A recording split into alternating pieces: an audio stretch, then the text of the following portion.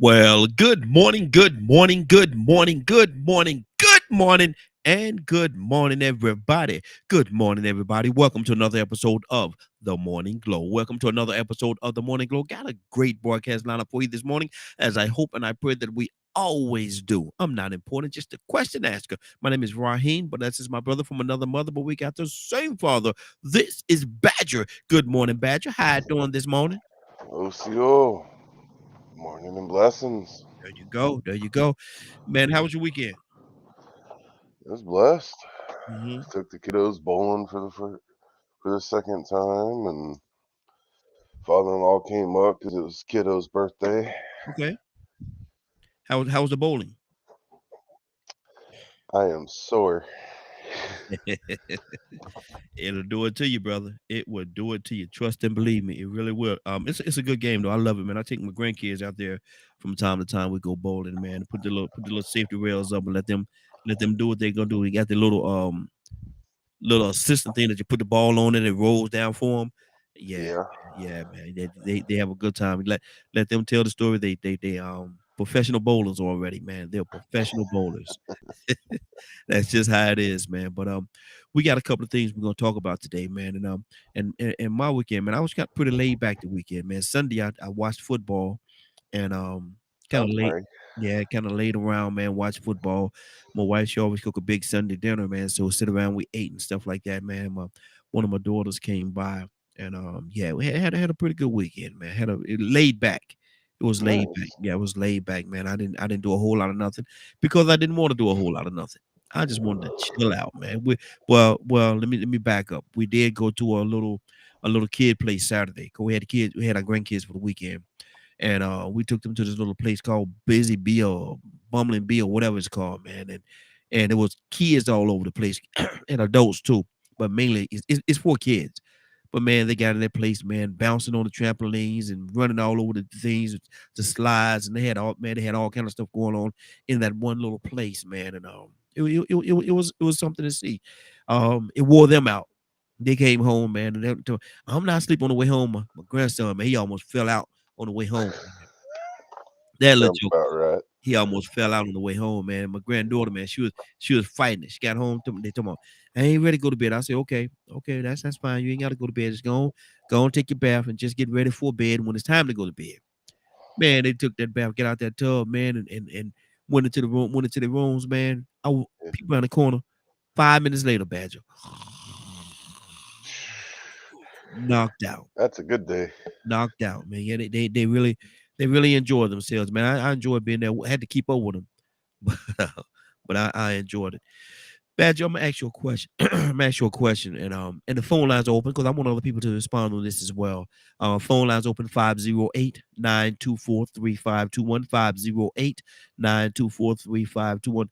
Badger, what is the purpose? Not what they do, how they do it, and all that stuff. What is the purpose of the prison system? Mm, mm. Come on, Badger. Well, at least from my understanding of it, you know, I guess when I was a kid, I was always under the impression that jail is where all the bad people go. Hmm. Okay. Now that I'm grown, come to learn that jail is the place that our government gets free labor. Hmm. Jail is the place where a handful of innocent people are, and the rest of them are guilty of anything from minor to major crimes that they have committed. Is it is it a good system or is it a corrupt system? Oh, well, you know how I am about perspectives. Hmm. Light her up, light her up. It's, I suppose it depends on if the people that go in there actually helps them to get better, or it keeps a really bad person Is it from set up? coming back into public. Is it set up to help them get better? I've heard stories here and there that it has, and we've heard some personal testimonies on here from different people Mhm. saying how it helped them. Mhm. So I think the potential is there, but once again, I have no doubt that not only is it an individual basis, but it's also where you're at. How is it that one person could go in and become rehabilitated, if you will, called a rehabilitation center? Why is this it used to be called rehabilitation center? I don't know what they call it now. They just probably just call it prison now. But why is it that one person could go in and become rehabilitated, get the things that they need, education and all the things, college degrees that they need, and 10 others in the same group would not?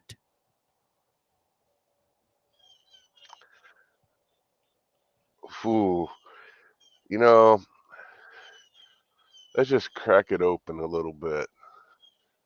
Ain't that the same kind of principle of 10 people that walk in the church and one chooses to walk the right path and the other ones don't? Okay. Now, if we want to go down that alley, we could, but right now, just keeping the conversation I where we don't view either one different. It's that is a scenario right there that goes across the board. You see can do my it with politicians, schools, the whole nine yards. okay, because the direction you was going in, I'm certainly not going to equate the prison system and church to put them. I'm not gonna put them in the same ball of wax. I can't do that. I can't do that because I know that I know what the church quote unquote represents and what it does and what it has the potential to do. And you can say the same thing about the prison system, but you can't take one and you can't take a prison system of that and a church and put them in the same ball of wax and say it's the same thing. It's not. Okay, no, no, no, no, no, no. Let me be clear. I'm talking about the 1 out of 10 scenario. Okay. Okay. That specifically, the 1 out of 10 scenario Mhm. that you're asking about, I view that as a across the board thing Okay. of schools, churches, temples, church, like the whole nine yards. Mhm. Mhm. Because that is not a simple answer in no way, shape, or form. Mhm. Because that is so individualized. Okay. Because out of that 1 out of 10, you're also going to have those that are going to be like 50-50 that are might end up becoming one of the better people, but it's going to take them longer than that one person did. Mhm. Mhm.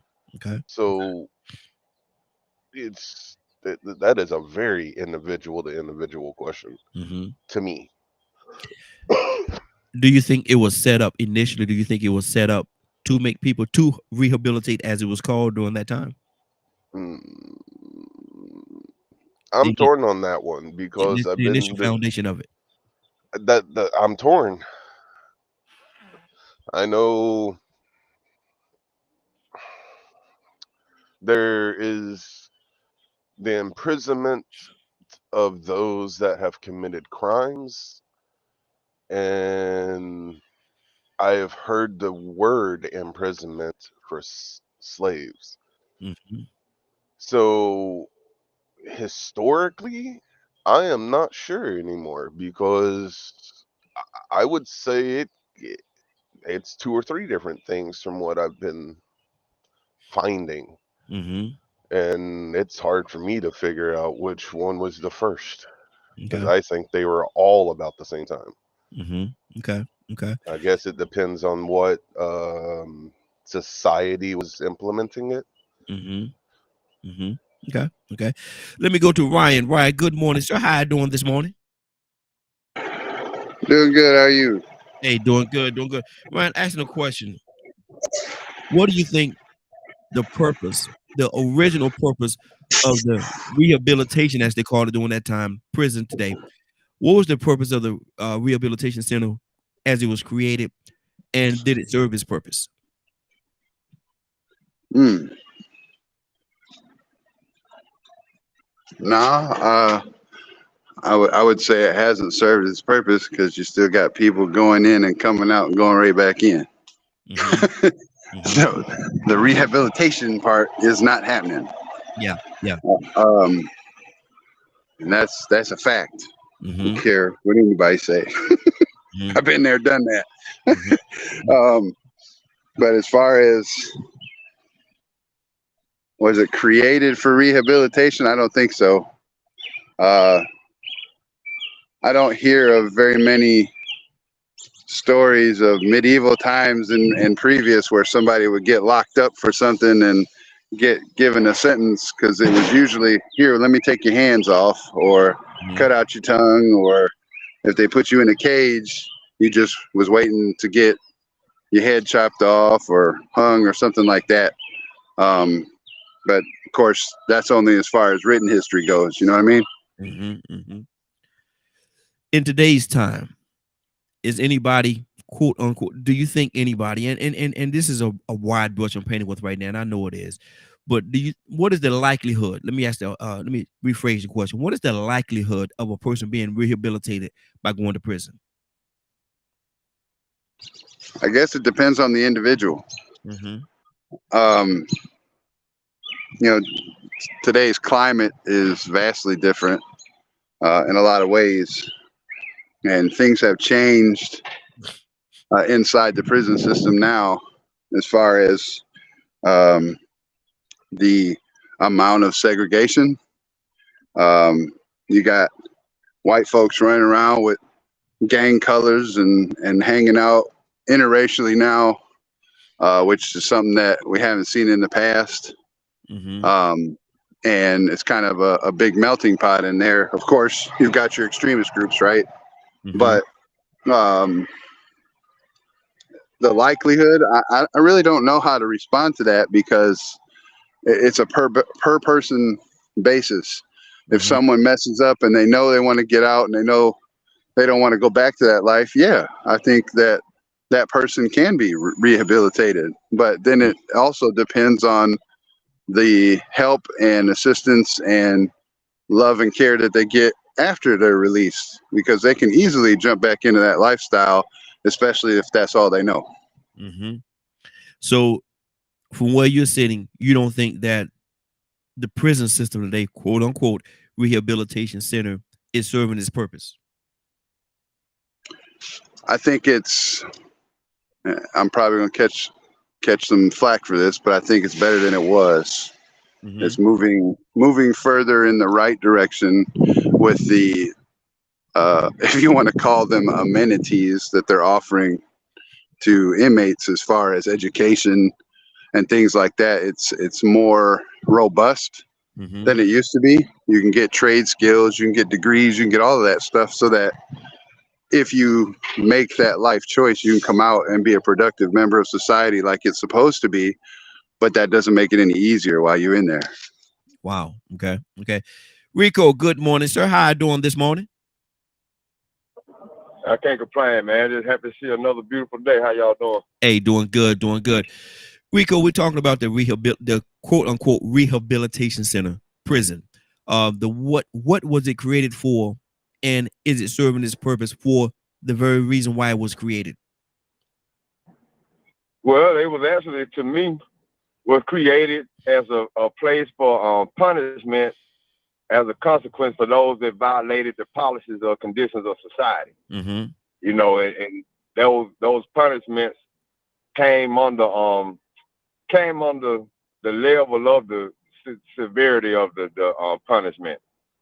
So, you know, you might have a light sentence or you might have a heavy sentence. You know what I'm Mm-hmm. saying? You might have a light punishment or a heavy punishment. But, you know, it was to actually hold accountable for the violations that you committed in society, you know, and honestly, you know, it was to teach you a lesson, depending on the severity of that offense. Mm-hmm. Mm-hmm. Is it or has it served its purpose? Yeah, to me, it served its purpose depending on the person or the people in power, what they wanted the purpose to be. You know, it serves more than one purpose because now it's privatized. Mm-hmm. Wow. So now it serves the purpose of making money. It's an investment. You know what I'm Hmm. saying? It's not. It's more than a system and an institution now, but it's a business, and that's what makes it so corrupt. Because for a business to work, you have to have product. So basically, what I'm hearing you say, Rico, and certainly correct me if I'm wrong. People are betting on the fact that people are going to have their freedom taken away. They're betting on that. Betting on it and creating conditions of where you have. I mean, you are pretty much guaranteed to end up coming in this situation. Wow. Like right now, they made it to where you can actually label a team a gang, put him on a gang list, and from that point forward, everything that they do after the age of 16, they can be charged as an adult. Mm. And they put all these stipulations on it that can make you be associated with a gang, whether or not you're really in the gang or not. You know, some people might just claim they're in the gang because it's cool. Hmm. You know, there's so many different reasons why people would do something negative or embrace something negative. But now, if you're young and immature and don't know any better and foolish, you can still end up getting a grown man sentence. Hmm. Wow. Wow. That's good. That's good. Zamari, good morning, young lady. How you doing this morning? I'm here. I'm here, at Good. least for now. Well, good to have you, sis. Good to have you. We're talking about the Rehabilitation Center. We're talking about the prison, if you will.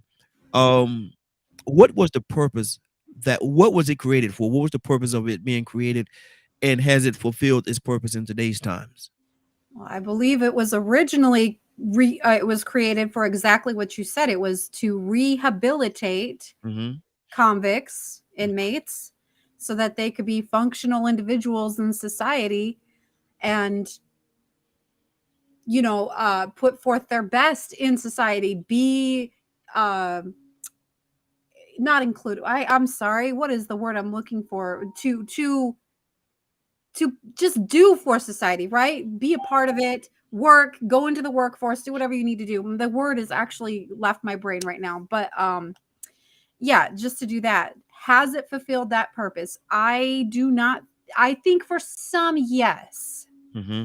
For some, not for all. The original purpose that it was created for, I think it has massively overall failed, but there Hmm. are some who definitely do come out from their experience and they become something and do something with their lives from there. So yes, Zamari, I think on one end it definitely has helped some, but I feel like the majority, or it's helped a minority versus the majority. hmm, I asked a question earlier. I think I asked Badger this question. How is it that you could have, say, if you get 10 people that go in on the same day? Why is it you can have one or two of them that are quote unquote rehabilitated, take full advantage of the situation that they have, get their high school diploma, maybe college degrees and things of that nature, and the other eight is a revolving door. They're never rehabilitated. Why? How is that possible? Well, let me turn my camera on, but don't judge me. I've got serious bedhead right now. I got So, you. I got you. but here, so you can see me. Okay. Okay. So, why is it that the other eight have not been rehabilitated? Yes. I, you can go back and look, okay, were all 10 of these individuals, were their family dynamics the same? What differences were there in their experiences growing up? What trauma do they have? What is it that these two individuals had that led them on a different path that these other eight did not have? It could be maybe that was the first time that those two prisoners had been in jail for the first time.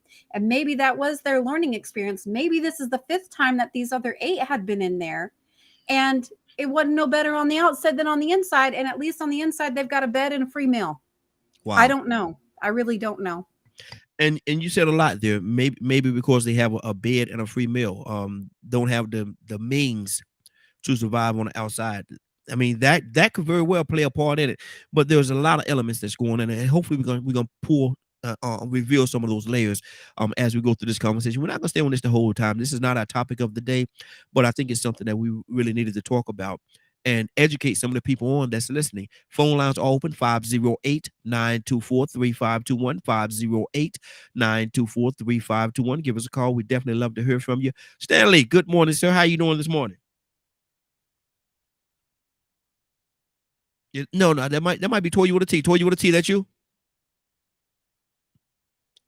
Who is 47? 47. Yes, 47. That's Toy You with a T. Okay, y'all got the same prefix. Toy You with a T. Good morning. How you doing this morning? Good morning. Good morning. How y'all doing? Hey, doing good, doing good. Sis, we're talking about the Rehabilitation Center. We're talking about the Rehabilitation Center and what was the purpose for which it was created, and has it fulfilled its purpose? What do you say to that? You said a rehabilitation center. Well, today they call it prison. But initially it's Oh, supposed to have been a rehabilitation center is what the fancy title that they gave it. yeah, no. Prison ain't no rehab. What? That's prison. Mm-hmm. What? You behind bars. Mm-hmm. Okay, so one more time. You said the question was what now? What about the prisons? What was the initial purpose? Why was the rehabilitation quote unquote prison? Why was it created, and has it served its purpose? Well, I think initially, I don't think prison was created as to be a rehab, right? It was created to lock up criminals Mm-hmm. for very long, extensive, long lengths of time. Um, the, we humans are fickle. I think that when we try to grow away from inhumanity, we try to implement things to correct the flaws of Mm-hmm. humans. And I think when they began to put or influence, college in prisons, it was for rehabilitative purposes. Mm-hmm. But that was also before they decided to make the prison system profitable. It was Mm-hmm. actually an institution to just house you and hopefully provide you with the education that they believe help. When you're undereducated, they believe that helps create criminals. Mm-hmm. So when they tried to put criminals in prison, and when it wasn't about making money, they tried to implement those things to make it better. So we don't do that no more Mm-hmm. because we feed off of the crime. We Wow. profit off of the crime. Mm-hmm. So it's not meant to be rehabilitative no more. That's not our focus. It's not our interest. That's just like with our schools. We know based off of third grade scores who could potentially become the criminals and who are not. They know that music and sports and other um, specific activities help groom children from, being at risk. But they take those things away. Mm-hmm. Again, because the system is now starting to manipulate from profits. Mm-hmm. So I think that one of the reasons why prisons do not work anymore, they're not rehabilitative anymore, is because we've changed to a more profitable greed system. It's Mm-hmm. not about correcting the problem, it's about making money. Um, then I think also there's a flip side to it. Again, they're doing something to us, Mm-hmm. right? There's chemicals and things we put in our hair and things we put in the food that come out of the air. Again, all geared to have us act certain ways. My opinion, my Mm-hmm. personal opinion, and some of this actually, if you look it up, you'll see it. But I think there are forces to, again, to drive us to influence that behavior, so that way, again, it's profitable, right? If Mm-hmm. you keep them poor, they're going to want to make different decisions that they wouldn't make if you paid them the right money. If they didn't struggle, they'd be doing different things. So we're going to take some things away. I think all of that works hand in hand. I think it works for greed. I think when it comes to me, the individual actually having a fighting chance, there are too many multiple variables that can get me sidetracked to Mm-hmm. become rehabilitated. Mm-hmm. So I think, out of 10 people, for two of them to even make it, they've had to swim through so much quicksand. Mm-hmm. They had to defeat so many odds to become those two people and rehabilitate themselves. It's not about the actual system or institution, because the system and institution is not about rehabilitation no more. It's about profit. Mm-hmm. So they have to have the two that survive have to have a certain motivation and drive within themselves to want to survive. Well, not it's not about survival. It's about wanting a different life, right? Because you don't have to survive. You don't have to have a degree to survive. We all walk around here surviving without degrees, Mm-hmm. but you have to see or want a different type of life than every like me with these master's degrees, right? Mm-hmm. I worked a long time without them, but I wanted it was something different that I wanted. I wanted more. I wanted to prove more to the world inside of this system. And now that I've completed the coursework, this system, the American educational system, says that I have a master's level understanding of business, right? But Mm-hmm. it was because I wanted more. I wanted more in life, not Mm-hmm. just to survive. So I think this is a higher level of not only rehabilitation, but not even survival. It's like just creating the illusion of having a better lifestyle with, instituted education. Mm-hmm. Mm-hmm. Wow. There's a lot going on with this particular topic right here. Let me go to our brother Pete. Brother Pete, good morning, sir. How you doing this morning? How you doing this morning, sir? DKM Radio Morning Glow, Facebook panel, family, the world. You are tuning in to DKM Radio, the Morning Glow. Yes, sir. Yes, sir. Pete, we're talking about rehabilitation center, quote unquote prison system. What was it initially? What was it created for? And has it served its purpose for which it was created? What do you say to that? I believe it was created with a duality purpose. Those that are empowered to punish their challenges and dissenters, those that don't agree with their process and procedures, they would throw them in prison. And those that commit crimes. Now, in modern day times, we have it's a complicated situation because we do have criminals, and if we are a society that's governed by laws, we have to abide by the law in order for the society to function comfortably, right, Mm-hmm. cohesively, some form of structure. But anytime we can point to one person that's been innocently convicted, we have a problem. If we Mm-hmm. can point to more than one person that's been innocently convicted, we have a tragedy on our hands, a travesty, Mm-hmm. and a grave injustice, and we're putting the whole structure in danger. Now, when we talk about the rehabilitation process, we can look at other countries. I want to say Denmark or Sweden. They have a concept with their prisoners where they live in they're grouped up, it's group housing, but they're able to have access to a kitchen where they can just go and make food on their own.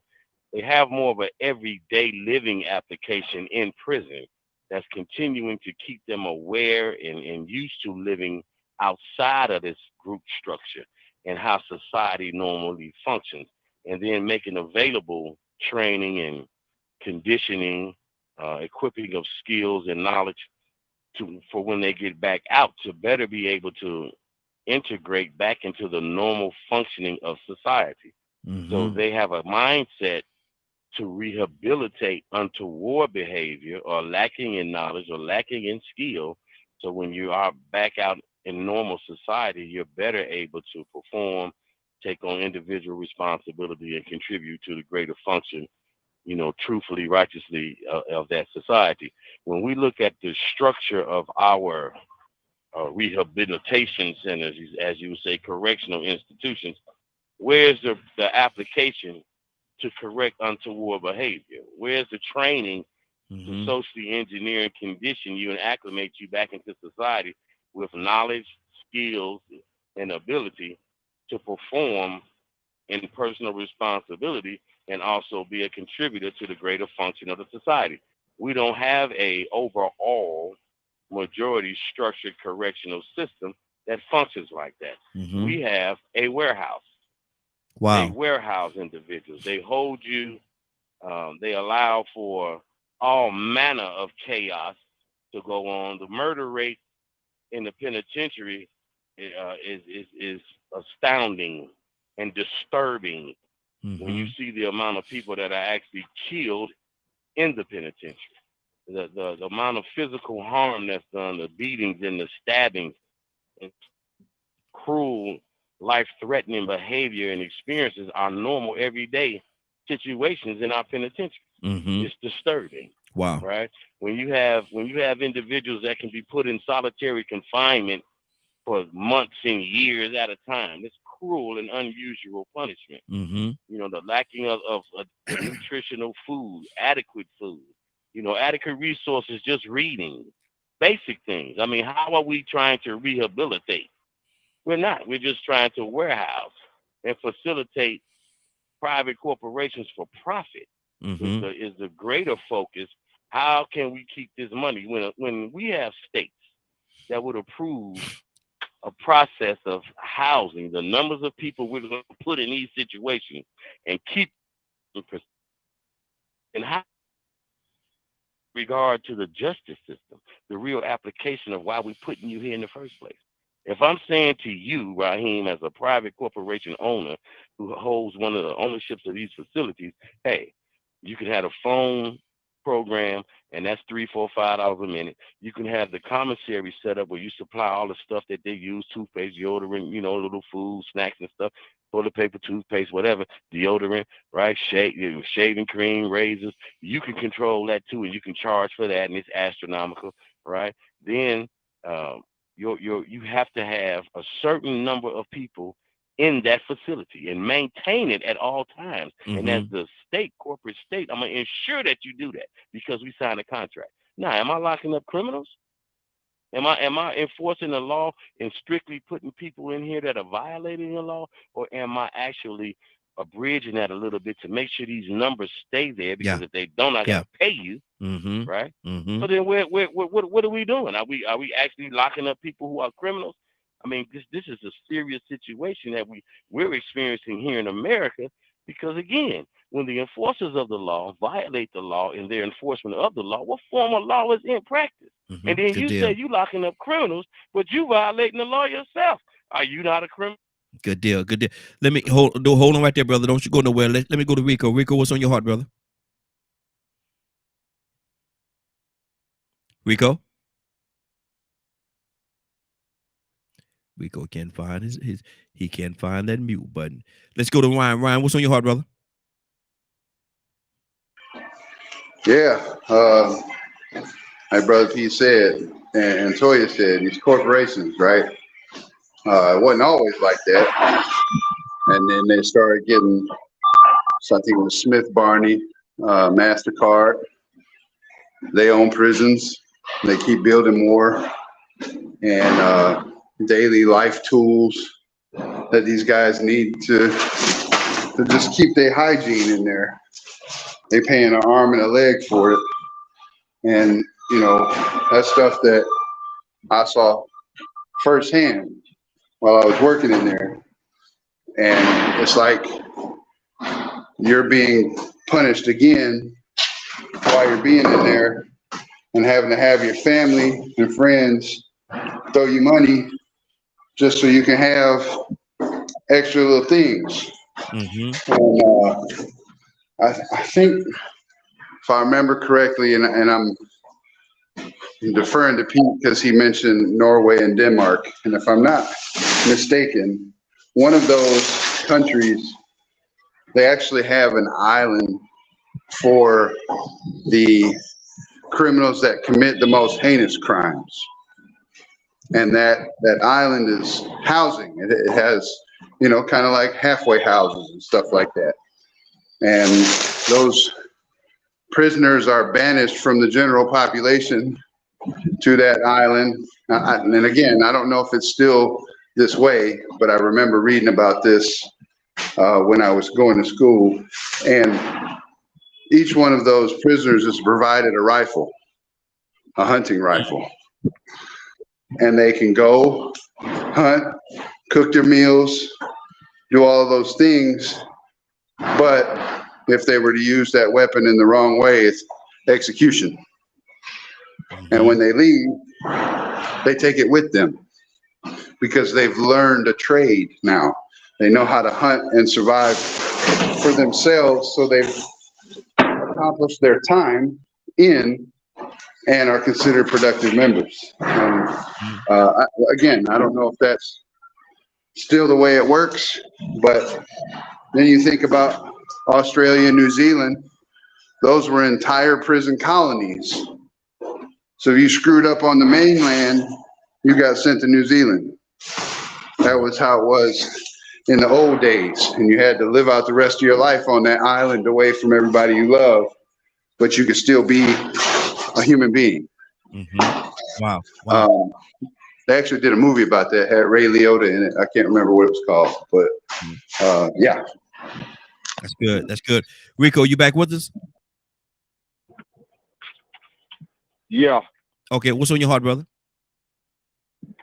Yeah, man, I'm just listening, man. I mean, this would be a great conversation for somebody that's been locked up in the system. You know, it's good, right? I can speak from the outside as far as from the inside of the correctional officer.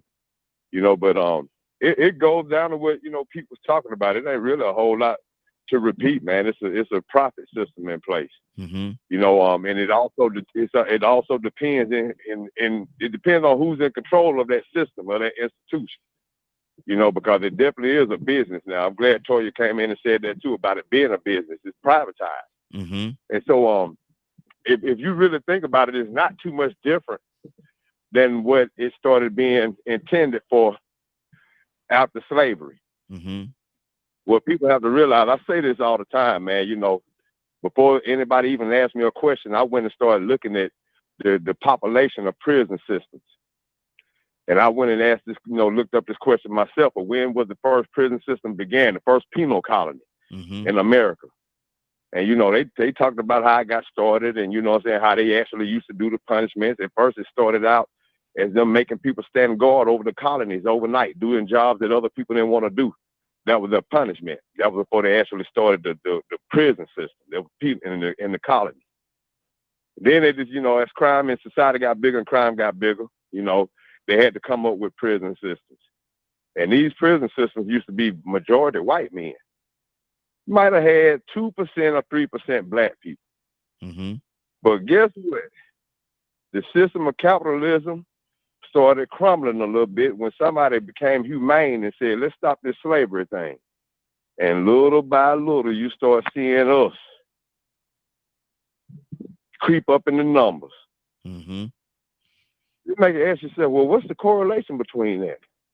Free labor. Remember what he said on like at least the state of Mississippi got 35 years of free labor. Oh, sounds similar to slavery, don't it? So now you got the duality. I'm gonna say the true it's 3 or 4 different ways. Not only are they getting free labor, but then they manipulating and taking advantage of people that want to stay in touch with their human loved ones that are incarcerated, and some of them wrongfully. Some of them in there because the evidence been withheld, or some of them in there because you got sheriffs like DEA agents like that guy in Texas that had locked up 1/3 of the black people in his city and was giving out 90-year sentences for crack, and they had to let all these people out. I think it was like 46 people. He was railroading, and it wasn't just him. He had prosecutors and judges all involved too. That's why they was giving them 90 years for small, petty dope charges. Because there's so many ways that it's profitable. Then you're taking men off the street, and you're taking men out of their families, and you ask the question, about the 8 out of 10 people. And it goes back to people are products of their environment. And if you grow up in a dysfunctional environment and you have to learn to survive in a dysfunctional way, and you never have been taught a proper way to cope, you never been taught a proper way to reason or have conflict resolution skills because the environment you were in, it didn't allow you to be taught the correct way to do it, or a functional way. Everything you did, you had to learn and had to get it out of chaos. Now you go into this institution, and it's even more chaotic, and you got to learn to survive in it. Now, few people come from a good situation where they knew better, but they made bad choices. Maybe they were naive, made bad influences, or maybe they are wrongfully convicted. They can concentrate and focus. They know how to distract themselves. They say, well, you know what? I know how to get out of this situation. But somebody that never had been taught how to get out of how to cope or how to get out of certain situations, how to deal with certain situations from the very beginning, they had to get it out the mud, because, a lot of these rappers and people in our community, they like to say that now. I got it out the mud, man. Can you imagine getting something out of mud? Mm-hmm. How filthy and dirty and grimy, how messed up could it have been for you to get something out the mud and clean it up and make it worth something? You know what I'm saying? So they getting it out the mud and then they going into a situation that's even muddier. Mm-hmm. And they trying to find a way to cope and get into a regular lifestyle that they never knew how to get to it, or that it existed in the first place. See, it's different when you already had a little bit in you. Mm-hmm. So it's easy to make that criminal. It's easy to actually guide that person down that path to where they could be somebody you could put in one of them bids and make your money off of, starting in the early age of school when you see that the parents are leaving them vulnerable and they're irresponsible. Mm-hmm. It starts from that with the neglect. Just let them slip through the cracks. Let them slip through the cracks. Yeah, we see they struggling. We see that they coming to school stinking. We see they come to school wearing the same clothes every day. We see the bruises on them. But let's not create a system that can save these children. Let's make it hard to save them and make pull them out of it. Mm-hmm. Wow. Wow. And that's how you create the criminal. You put them in poverty, leave them in situations where they have to learn to adapt and survive. And then when they get in a more chaotic situation where they got to learn to survive, they're going to adapt the same way they did in the streets. It's going to Mm-hmm. be in the most dysfunctional way because they don't even know a proper way to start from the very beginning. They Come on. never seen a standard. Mm-hmm. Wow. They don't understand, the proper way to do it. So they Mm-hmm. trying to learn the best way they can just to eat and survive in the concrete jungle. Mm-hmm. Wow. That's I good. had some That's true. friends that went to the feds. Mm-hmm. They said the feds wasn't nothing but a school for them. They went there for dope charges and met people that had more dope than the people they had before they went to jail. So they came out with bigger plugs. Wow. Yeah, I think it's a guy named Rayful Edmonds in Baltimore, Maryland. He sold more drugs and got better connects with Griselda Blanco while he was in the feds than when he was out. He sold a lot of drugs when he was out. I think they say he sold quadruple the amount while he was locked up, and he still ain't got out. Mm. Wow. Wow. And that's one of the loopholes. That's one of the things right there, man, with this penal system that we're talking about right now, man. There's a lot of like I said, people that know that I worked in the prison I worked in the prison system for 10 years, man. So I know there's a lot of things that go on in there, man. I've seen some things in there and I promise you, of the things I seen in there while I was working there was 100 things that I did not see right up under my nose. It happens every day. It happens every day. And some people say that they good officer, bad officer, whatever the case. I wasn't the one to try to put my foot on nobody's neck. I'm never gonna do that, man. I always been a positive, try to be a positive person in every situation. That's why when I see people that was in there and I see them on the street, they come up, they shake my hand, give me a hug or something like that, man. Because I treated them like they was somebody. Always treated them like they was somebody. Badger, you said you had something, brother. So I was looking up, uh, like, difference between jails of olden days and prisons, and I think 1795 the first prison was ever made, Mm-hmm. and looked up how they worked their system, if there was any life sentences and different things like that, and there really wasn't any life sentences. Um, it was pretty much a place where people, they didn't obey the laws, that get sent in there and they did labor camps, for to put it simply, Mm-hmm. in Wow. hopes of rehabilitation.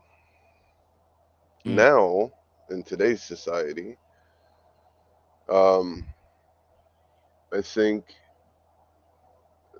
depending on the state and the jail, because from what I was looking up, each jail has it.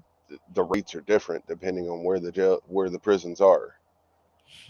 Um, those that have implemented cognitive behavioral therapy and things of that nature, that's also offering college or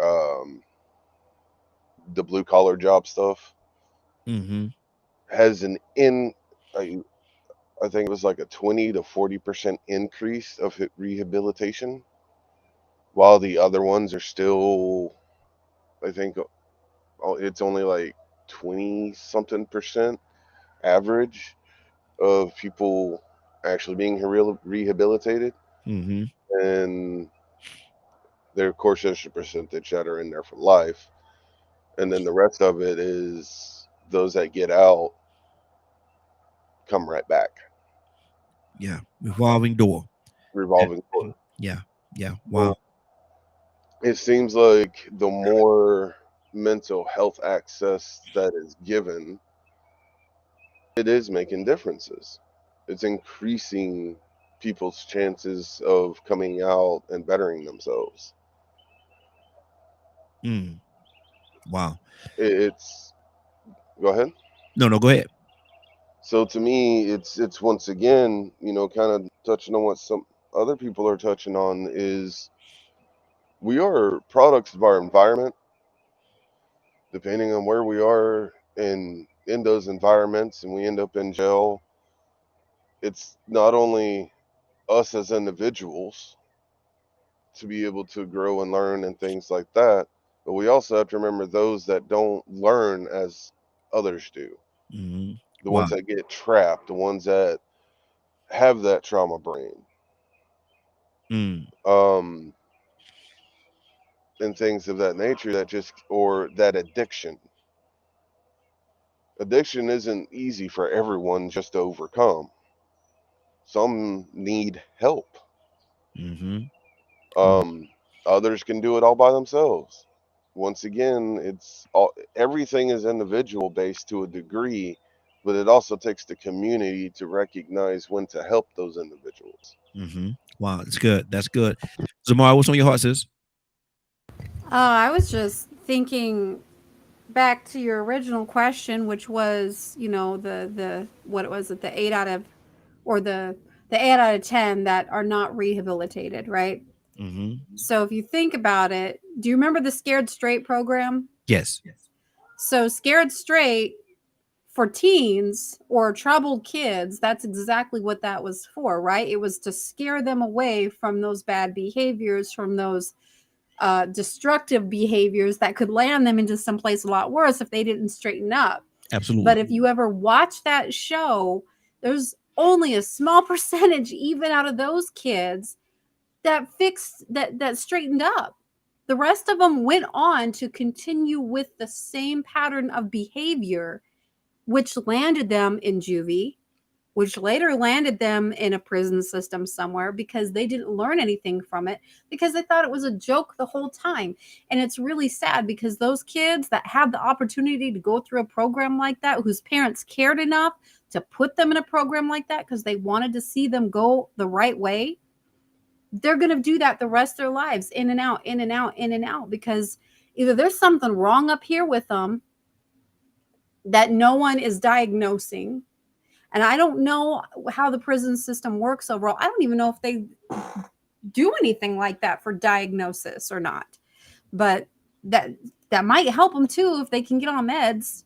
If they don't offer it, I don't know what they offer. I've never been to prison, thank God. But I just, it blows my mind, because I can tell you, for me personally, if my mom had ever put me in a Scared Straight program, oh yeah, I would have been shaking. And Mm-hmm. I promise you, I would have never even said another nothing. No bad words would have come out of my mouth, nothing. Like, Mm-hmm. it would have worked for me, right? Mm-hmm. But there are some kids who, when they go through those programs, like I said, they really think it's just fun and games and it's a joke. And I don't care what you say, screw authority.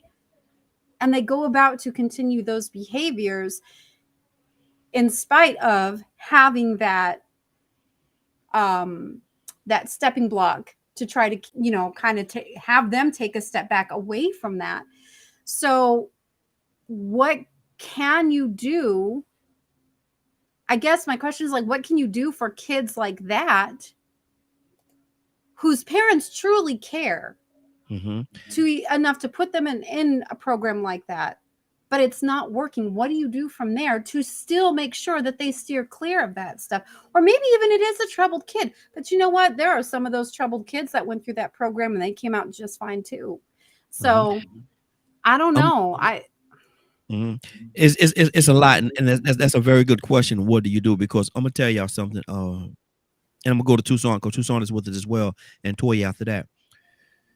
I grew up, and I told y'all many times, I grew up in the projects, and I know that there are some kids in the projects that I grew up in would look at a program like that. Shares great. Would look at a program like that as a field trip.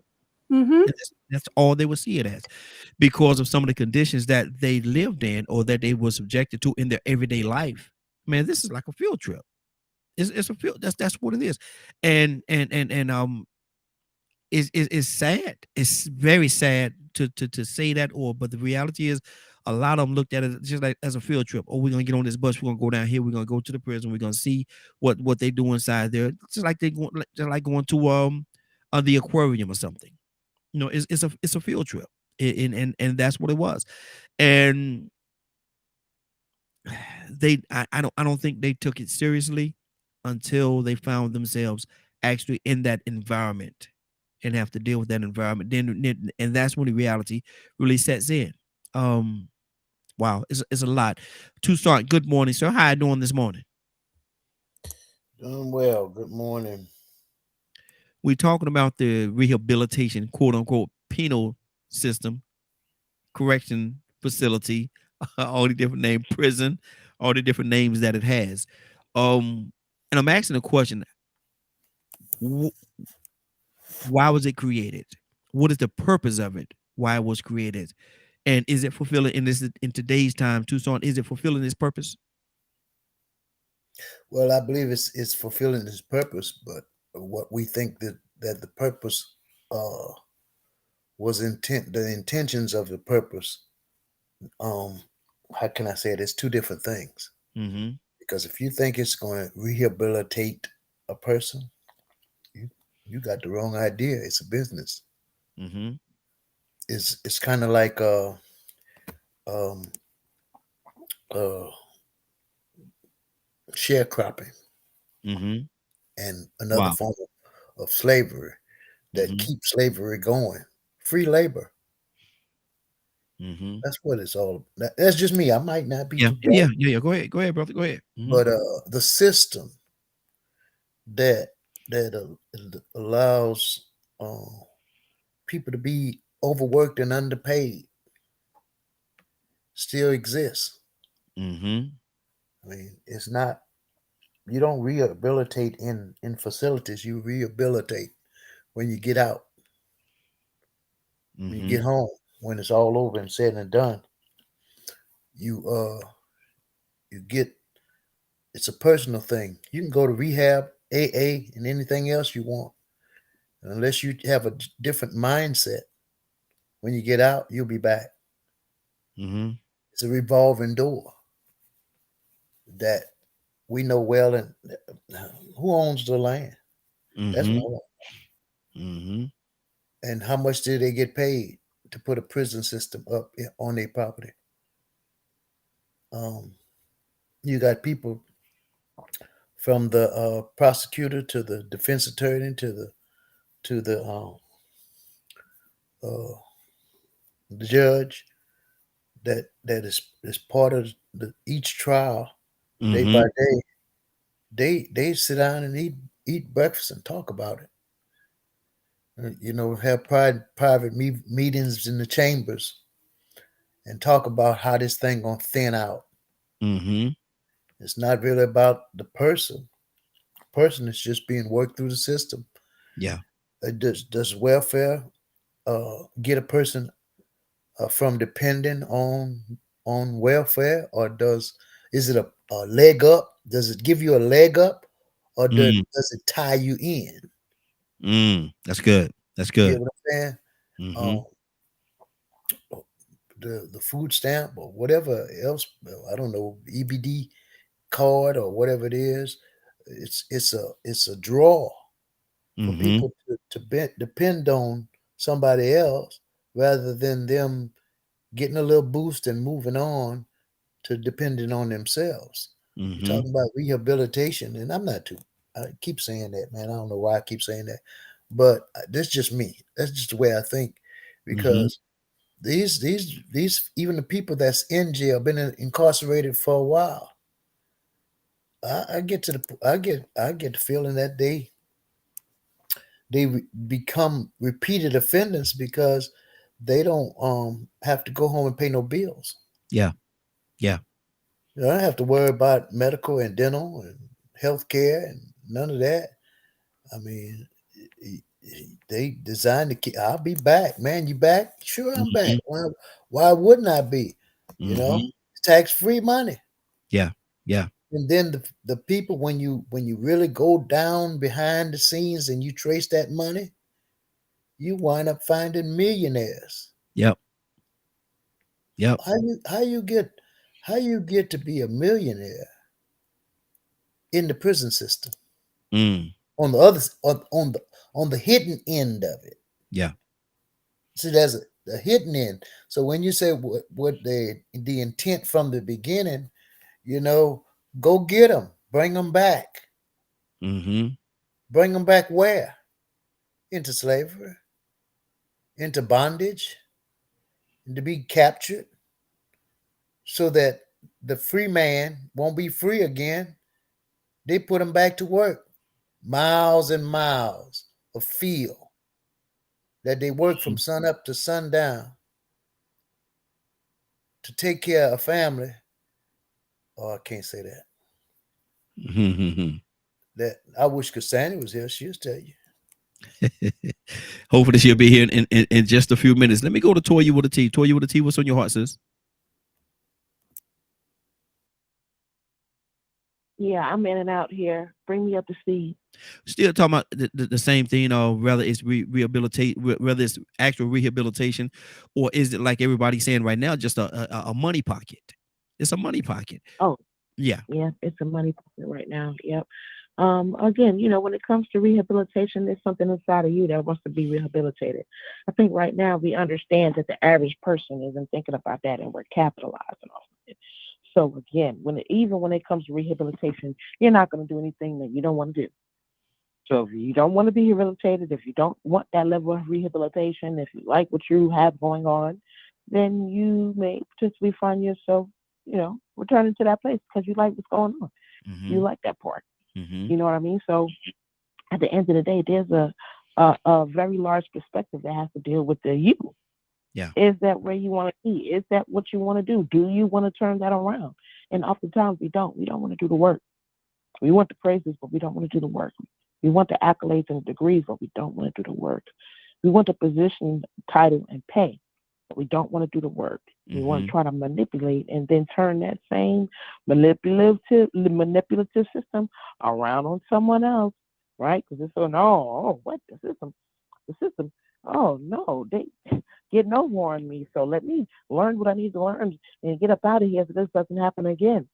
Then you turn around someplace else, go get that great job with that business degree, and manipulate the next people out of their time, manipulate the Mm-hmm. next people out of money, manipulate corporate businesses out of money, and you may find yourself right back in there again, just on a federal level, because the problem wasn't the rehabilitation, the problem was you. Mm-hmm. Come on. You're just a thief. Come on. You're just a murderer. Mm-hmm. You're just a criminal. You like being a criminal. You want to be a criminal. You go, you get dressed up, you come out a glorified, locked up, um, um, one time criminal. But Mm-hmm. at the end of the day, again, it depends on what do you want out of life?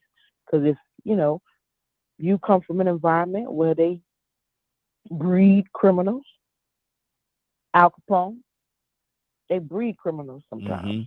Mm-hmm. Mm-hmm. Oh, we're going to do it this way. Oh, we're going to do it this way. We're not going to follow the law. We're going to do our own thing here. I mean, you're breeding criminals who are going to be bound for jail. And I don't think, the John Gotti family stopped being criminals until what, the 80s? Mm-hmm. I mean, I'm just saying. Mm-hmm. I'm Yeah. just saying. Yeah. You know what I mean? There Late was 80s like too. organized crime. They knew it Mm-hmm. was a way of life. It wasn't about rehabilitation. And when you sent those guys and their sons and their goons, they knew they were going to have return trips back to the prison. They Mm-hmm. knew that because of the life that they lived, the life that they chose. So again, I think it's very important that we reel certain things back in and put the responsibility back where it lies, right? If you are in prison or if you are in a situation, it's more than likely at some point the choices and decisions that you made and everything else around you operating off of everybody else's expensive is to take you out, you're gonna have to figure out what you're gonna do. Are you gonna roll with them, or are you gonna fold with them? Mm-hmm. Wow. Wow. That's good. That's good. Badger, talk to me, brother. I mean, I'm in agreement with what's being said. Mm-hmm. We're all pretty much hitting on. It's going to depend on if the individual person is wanting to really change. Mm-hmm. There are some. They're going to find some luck depending on which prison they go to. Maybe perhaps more than others. Mm-hmm. There. It's also going to depend on the support when they get home, as well as their mental Stability. choices, Yeah. stability, mental choices. Mm-hmm. Mm-hmm. So it's just looking at the factors of the entire situation. Is this an individual that is capable of having that willpower to make that individual choice? Is this a person that truly deals with a mental struggle? And Mm-hmm. is this a person that knows exactly what they're doing and they just don't care? Mm-hmm. Okay. That's good. That's good. Rico, this whole system that we're talking about, can it work? Does it have the potential to work? It can work if everybody fought for the legitimate definition of what it's supposed to be. I mean, Mm-hmm. if people really understood what democracy was, then they would know that we ain't living under no democracy. Mm-hmm. If they really understood what capitalism was, they would understand we living under an oligarchy capitalism, which Mm-hmm. doesn't benefit all of society. It takes advantage of and manipulates the most vulnerable segments of society and capitalizes off of it. See, capitalism can be used as a good word and Mm-hmm. also a bad, because some Yes. people like to take advantage and capitalize off of other people's bad standings Mm-hmm. or bad places in life. So now let's go back to this prison system thing and how capitalism was actually made successful in America off of slavery.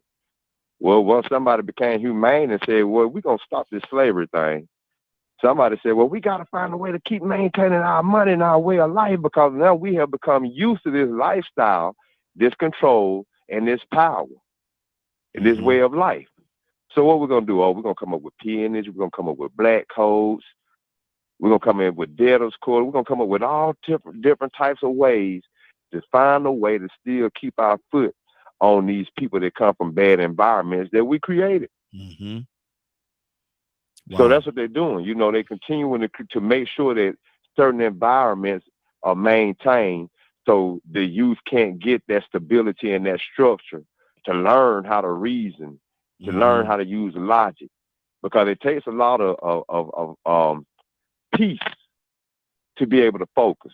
Mm-hmm. You get what I'm saying? But Yeah. if you go up in a place where everything is stressful and you're struggling to survive and it's dog eat dog and every man for himself, it's hard for you to focus logically. Mm-hmm. But when you got that stability, me and Ryan talked about that.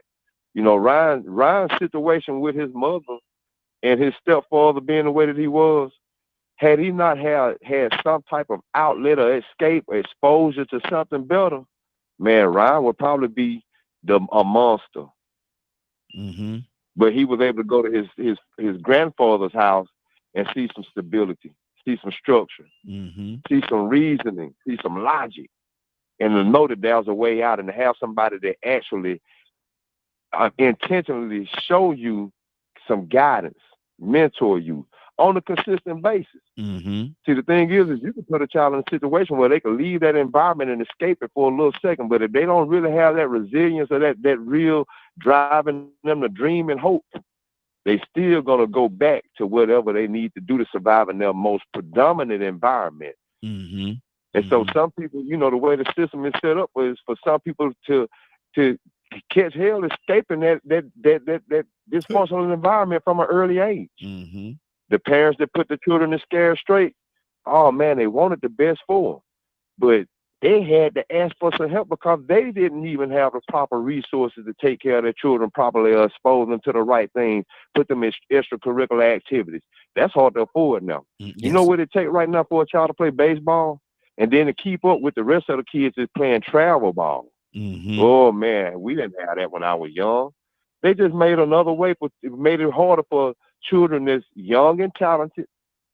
They made it harder for them to be able to access those things that will build character, that will build resilience, that would teach you to be patient, to crawl before you walk, to go through struggle to reap the reward at the end of the rainbow. Because the thing is some of those people that's in prison, they don't know how to be patient because they never got a reward in the end of being patient. So when it comes to necessity for you to survive and you need it right then and you got to do something strange for a piece of change, after a while it gets comfortable. You get desensitized and you see now, well, look, at least this is an option that works. Maybe I can continue doing it this way. And then once you get in prison, you start seeing how they function and how they do it. Some people go to prison and say, well, hey, you know what? I got needs. And what happens in prison stays in prison. So, yeah, I got a relationship in prison. But just because I did it in prison, when I get out, don't mean I'm gay. That's what they do in prison. Some people bring this prison lifestyle outside because that was the way that they learned to adapt and to survive or to even obtain some resources the wrong way. So, I mean, I agree with what everybody is saying, man, but we got to understand that this is a capitalism thing. Yeah. You know what I'm saying? But it's not the capitalism that we think it is. The democracy we live in is not a democracy that the way that it's supposed to be. It's a plutocracy where the rich and the people that own these prisons, these corporations that own the prisons, have created a system where they can capitalize off the back of people that are already vulnerable and incarcerated. I mean, why would you capitalize off them? Exactly. Why would you profit off them? You know what I'm saying? 10,000, if I ain't mistaken, man, it's enormous the amount of money that they make for each prisoner every day. Yeah. A bed. But then you look and see what they do to the prisoners, and that prisoner might be sitting in his cell dead and being eaten by bed bugs. It's funding for these prisoners, though. What happened to the funding for that prisoner in Fulton County? Who was watching him? How did that man end up dead and decomposing and having bed bugs eating them? Yeah, exactly. Oh my goodness, man! Under the care of a system, that's a government institution, Fulton County Jail. Yep, they're supposed to take responsibility of everybody that comes in there. They supposed to take. They imagine what they supposed to take responsibility. Imagine what they do to foster children. Yeah, wow. 508-924-3521, 508-924-3521. Give us a call. We're talking about the Penal Correctional Rehabilitation Center, prison, whatever terminology you want to use. Captain Leonard, good morning, sir. How are you doing this morning? Good morning, Raheem, and the Morning Glow family. Asking a question, brother. The penal system, rehabilitation center, prison system, whatever title you want to, they want to use up under that umbrella.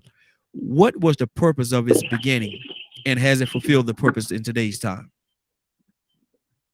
What is the purpose? We all know what the purpose is. The purpose is to incarcerate individuals that break the law. That's the purpose. Now, is everybody that's in there guilty? Say that again, Ryan. Is everybody that's in a rehabilitation center, are all those people guilty? No. Okay. Very few of them are in there and they are innocent. But it does happen. That's why, yeah, it does happen. Go ahead, brother. Well, I'm just saying, when you ask me that question, I'm trying to figure out, what's the motivation of the question? It's to incarcerate people that break the law. No, it was to remove them from society. That the purpose of that question was based on what you said, because I want to make sure that you shine light on all angles, because you say the purpose of it was to rehabilitate people that break the law, but not everybody in there is guilty of breaking the law. So I just wanted to shine the light on that part of it as well. But go ahead, make your point. Well, no, I didn't say rehabilitate. Okay. I said incarcerate. Incarcerate. Yes, you did. Go ahead. And that's the purpose of the penal system. The penal system is not a choice that you would choose to get your life together. It is a punishment for crimes that you have committed against society. So let's not move past why it is there and why it is so productive. Is it good? Is it a good system? Because of the choice. Go ahead. Is it a good system? I mean, good in from what vantage point, it does do what it's supposed to do. Okay. It does incarcerate those who break the law. It does incarcerate those who have committed violent acts against people and remove them from society. I mean, what do you expect from it? It's not a place that you choose to go to. It's a place that you're punished to go to. You said not a vacation spot. No, you don't. This should never be an alternative or an option for anyone. It is supposed to deter you from committing crimes. You should not want to go there. Yeah. So the system itself, of course, there's a lot of corruption in the system. But then again, we have a corrupt justice system. Remember, the justice system is not the same as the penal system. Justice is where you go and you get convicted and you get sent to the penal institution. The penal institution is different. Yeah. So it's a whole, and all these things together is what make up a justice system. And we do know it is unjust. We know that already. That's why we do what we do as activists, and we help people behind bars and things of that nature. So it is doing exactly what it is supposed to do. It is a very good business to get into, actually. You know, for whatever reason, some people may have a problem with it. Like they got some people protesting and carrying on now about them building this complex to train police. Yeah. Yeah. You know, that's part of it as well. You got people don't even want you to train the police to do the job the way they're supposed to do it. While we fighting for more training every time something happens. So there's lots of different points of view. It's just depending on what side you want to be on. There are some people that don't believe you should be punished at all for anything that you do. And you should always get a tap on the hand and get a break. Until it's their family. Yeah. Yeah. Until it touches them. That's true. So while you crying on behalf of people who have done horrible things to people, think about their victims. Wow. Think about their victims. That's good. That's good. They out to victimize you. And searching for That's somebody why to it's do hard to get people to want to get involved to solve the injustice that goes on behind those bars because of what you have done to get there. It makes it hard to get sympathy for you. Wow. It's hard to get sympathy for a serial killer. It's hard to get sympathy for people that rob and sell dope. It's hard to do that. So it's best not to wind up in that system. Leonard, what do you say? People who are innocent. What do you say to Leonard, to a young man that come to you and say, man, I tried everything else, man. I fill out all the applications, I fill out hundreds of applications, man. And because of my past, because I have a record and things of that nature, I'm trying to be on the straight and narrow, man. But I can't find any other way, man. Only way I know to make money to feed my family is to go out there, get on that corner and sell these drugs, Leonard. What do you say to him? Well, you could. There's lots of other things you could do. But if you choose to do that, understand the risks that come with it. Is it worth that? Is it worth that? Good question. Didn't you get in trouble with it before? Ain't that how you got the record before? So why would you go back and doing that? Why would you do that again? Now, you could become an entrepreneur. Lots of people have done it. A lot of people that you see who are successful today have records. Lots of them. Yeah. Okay. So that's no excuse. See, people want an excuse to do what they have done. I said, I did this to feed my family. Why you didn't go down there to the church and get what's for the food giveaway every week? You wasn't down there. You didn't ask nobody for nothing to feed your kids. So you'd rather steal it? Wow. You'd rather steal. That's why you're doing what you're doing. Good deal. If you're being honest about the situation. That's good. Because I was right there and all my friends were selling dope, but I didn't have to sell that dope. I was right there with them. I had the same problem they had. But I chose not to sell dope because my freedom is more valuable than that. Wow, that's good. 508-924-3521. 508-924-3521. Stanley, good morning, sir. How you doing this morning? Doing good, brother. How you doing this morning? Hey, doing good, doing good. Good to have you, brother. We're asking a question about the Rehabilitation Center, correctional facilities, prison, if you will. Prison, if you will. What was the purpose that it got started? What was its purpose in the beginning? And Stanley, has it had it fulfilled its purpose in today's times? Not really, man. I did corrections for 2 years, and that wasn't my thing. I hated to see the brothers locked up. A lot of guys was in there for stuff that they did. Some in there for stuff they didn't do. Just happened to be in the wrong place, wrong time, wrong people. Mm-hmm. But no, it's not really correctional. It's more punishment than rehabilitation. A lot of folks, it has become what they call recidivism.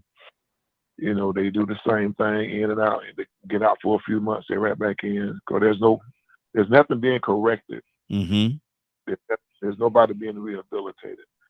It's more being punishment than anything. So the correctional system has become more of a business than correctional and rehabilitation. It's all about how many people they can get in there, how much money they can get per person.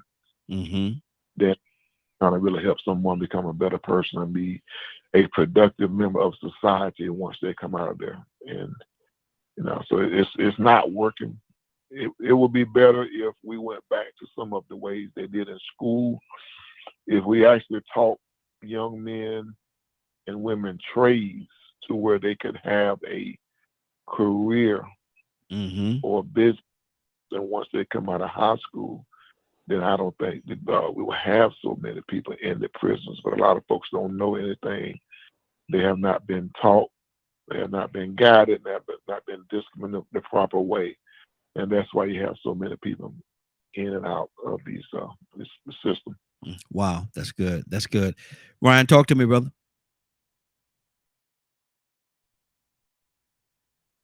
I'm here. Ryan, I'm here. Hold on. I'm trying to avoid y'all hearing the beeping. So a couple of things that came to mind over what Rico was saying about my past, and somebody had brought up getting it out the mud, right? And we hear that term. My grandparents is where I get my work ethic from. They straight up got it out the mud. When they were coming up, they lived in a 1-bedroom shack with a mud floor. But he still went to college, still worked as a garbage man while going to college, while my grandmother raised the kids. And that's where I got, after learning that, after spending time learning those things with him, that's where I got my drive as I came out the city and stayed with him. And then when he immigrated to the States, he got a job with Chrysler. And again, started at the bottom, spent 32 years climbing that totem pole, retired, and then went into entrepreneurship. And he penny pinched the whole way. And I'm still trying to learn how to do that now. At 42 years old, I finally got myself in a position to where I can try and do that and try and teach it to my kids. And, you know, I was thinking back in the day, you guys all know this or about this, the DARE program. You remember the DARE program? Yes, absolutely. DARE to keep kids off drugs. But that was the wrong message, because those kids really didn't know what that was, or at least to the extreme, until the DARE program came around. That was a tool of subliminal messaging. Hey, look, these are these drugs. These are what they're called, and this is what they do to you. Stay away from them. They'll mess you up. What do kids do when you tell them stay away from something? They go do it. Like a moth. So that was another way. Yeah, and so that was another way to trick people into doing wrongdoing and put them in that system, right? And so, you know, one of the artists I listened to, he did a comparison rap between white folks and black folks. And he basically was talking about, you know, black folks on the corner selling crack, just to put some 24s on their Cadillac, right? Mm-hmm. But then he made the comparison with white folks. They stuck up in the trailer park wearing wife beaters, beating their wife, getting strung out on meth. Mm-hmm. And I was just like, man, you know, like when you hear it in a low level format, they got us, both groups trapped with them drugs. Mm-hmm. It's just different kinds. Mm-hmm. And now you're seeing all these people on meth and how it destroy them. And when I was a CO, that's all I saw in Tennessee was white meth heads coming into jail. Wow. And they trying to figure out a way to get out. And when they get off that stuff, they're just a normal human being, right? Mm-hmm. And you try and teach them and coach them in the way that they should go. But like my wife was saying, there used to be that officers were there to learn the behavior, see why they made these mistakes, and figure out ways to correct it. But they don't do that anymore because it's not cost effective to train us to do that. Mm-hmm. So they hire more expensive means like therapists and social workers, and those don't work either. No. It just costs more money. Mm-hmm. So people is when you talk about people being put in there as free labor, that labor ain't free. It has a cost, but it's not to the employer, if you know what I'm saying. Mm-hmm. Exactly. Wow. Hey, Raheem. Yes. Raheem, before you leave from Ryan, because I did reference Ryan and he did hit on it a little bit, but can he really let everybody know how important that was to have that structure and that stability as an example from his grandfather and what may have happened had he not had him in his life and his example? You know, what kind of difference may have been in his life being based on the other environment that he had away from him? Right. Yeah, I mean, that was probably the most important thing because, if you think about it, I grew up around drug dealers, gangbangers, and bikers. So I had every opportunity to become that. And I did do some of those things when I was younger. And I did get caught up in that life for a while, but it wasn't until my mother couldn't handle me anymore and couldn't handle the lifestyle she was living with my stepdad that she shipped me off to my grandparents. And then I started learning that grounding, that foundation. He started to, it's like the books say, if you got a weak foundation, you're going to crumble. And so he started to be that cornerstone and teach me the way out because, this is a man who immigrated here. He worked his way out of a mud shack, never touched a firearm, never had a reason to touch a firearm, but he made a way out of no way for his family. And that's exactly what I wanted to do. Absolutely. Zamari? I love his grandparents, honestly. Like, his grandparents are the most amazing individuals for me that I have ever met. Amazing. And what I love about them most of all is that they've never forgotten where they came from and what it took for them to get where they are now. Mm-hmm. And the struggle that was involved in that. But I can tell you, Ryan and I wouldn't be together if he hadn't had some sort a foundation like that in his life, because I already know how messed up he was, how messed up we both were, really, both of us, when we were in our 20s, still kids together. Mm-hmm. I can't even imagine what he was like before that, right? So if he had not had his grandfather and his grandmother, even while we were together at times, stepping in and correcting certain things, we would not be together. Mm-hmm. So it is very extremely fundamental to have that example in your life, because even for me, I learned a lot on how to be from his grandparents at 25, 26, 27, 28 years old, because I didn't have that foundation in my own life. So everything that I became, and I've told you guys this before, but everything that I am now, I do credit a lot of that to them modeling those things. Mm-hmm.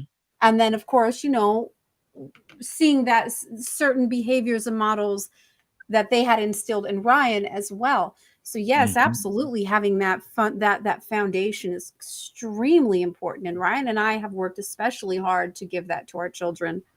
Absolutely. That's good. That's good. Toussaint, talk to me, brother.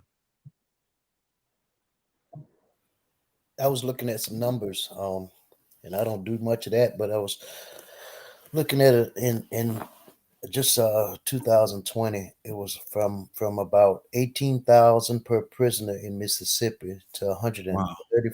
$135,978 per prisoner in Wyoming. Mm. States spend an average of $45,771 per prisoner. That's more than people make on the job. Yeah. Yeah. And you got people that are um, moms, single moms that are going from one job to another, Mm-hmm. trying to make ends meet while they're the fathers of their children or somebody's getting paid this amount of money to keep them going, and not a dime is being sent to the children or Yeah. the homes that they're supposed to be taking care of. Mm-hmm. You that's on an average the states spend 135, I think, per state annual in prison. Anyway, you think about um all of this money that is spent, and they talk about rehabilitation. I don't know why we relate the justice system, the penal system, Mm-hmm. rehabilitation, and we put all of those, and we think that that's all in the same bucket. Mm.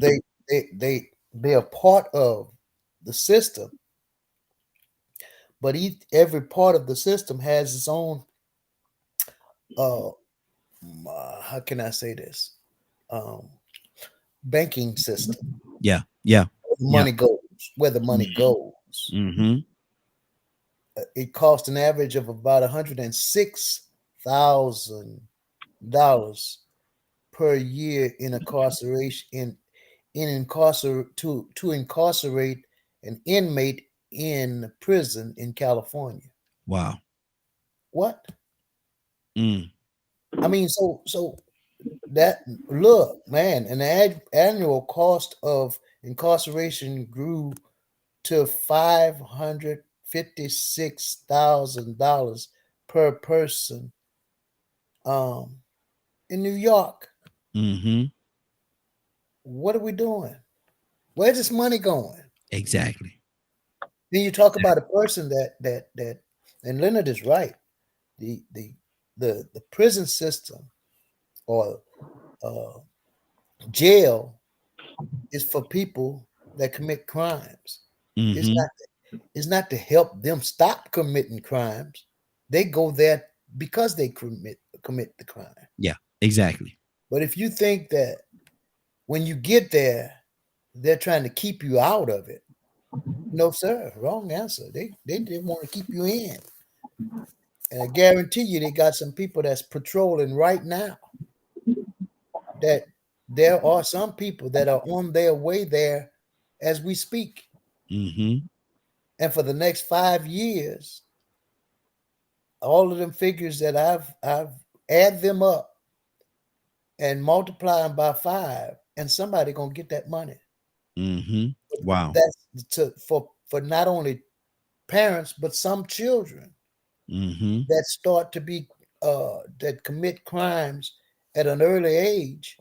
They don't discriminate as far as the cost is concerned, saying, okay, that's on the child, we're gonna spend $10,000, and if it's an adult, we're gonna spend $50,000. No, I don't know, maybe I'm wrong. Mm-hmm. But it's just they don't say, well, this is a child, we gonna give them a discount. There's no discount, but it's not designed to help nothing. And you think about how the streets and the communities and our families are not getting any better. but they're getting worse. And they keep building prisons. Mm-hmm. They shut one down and open 5 more.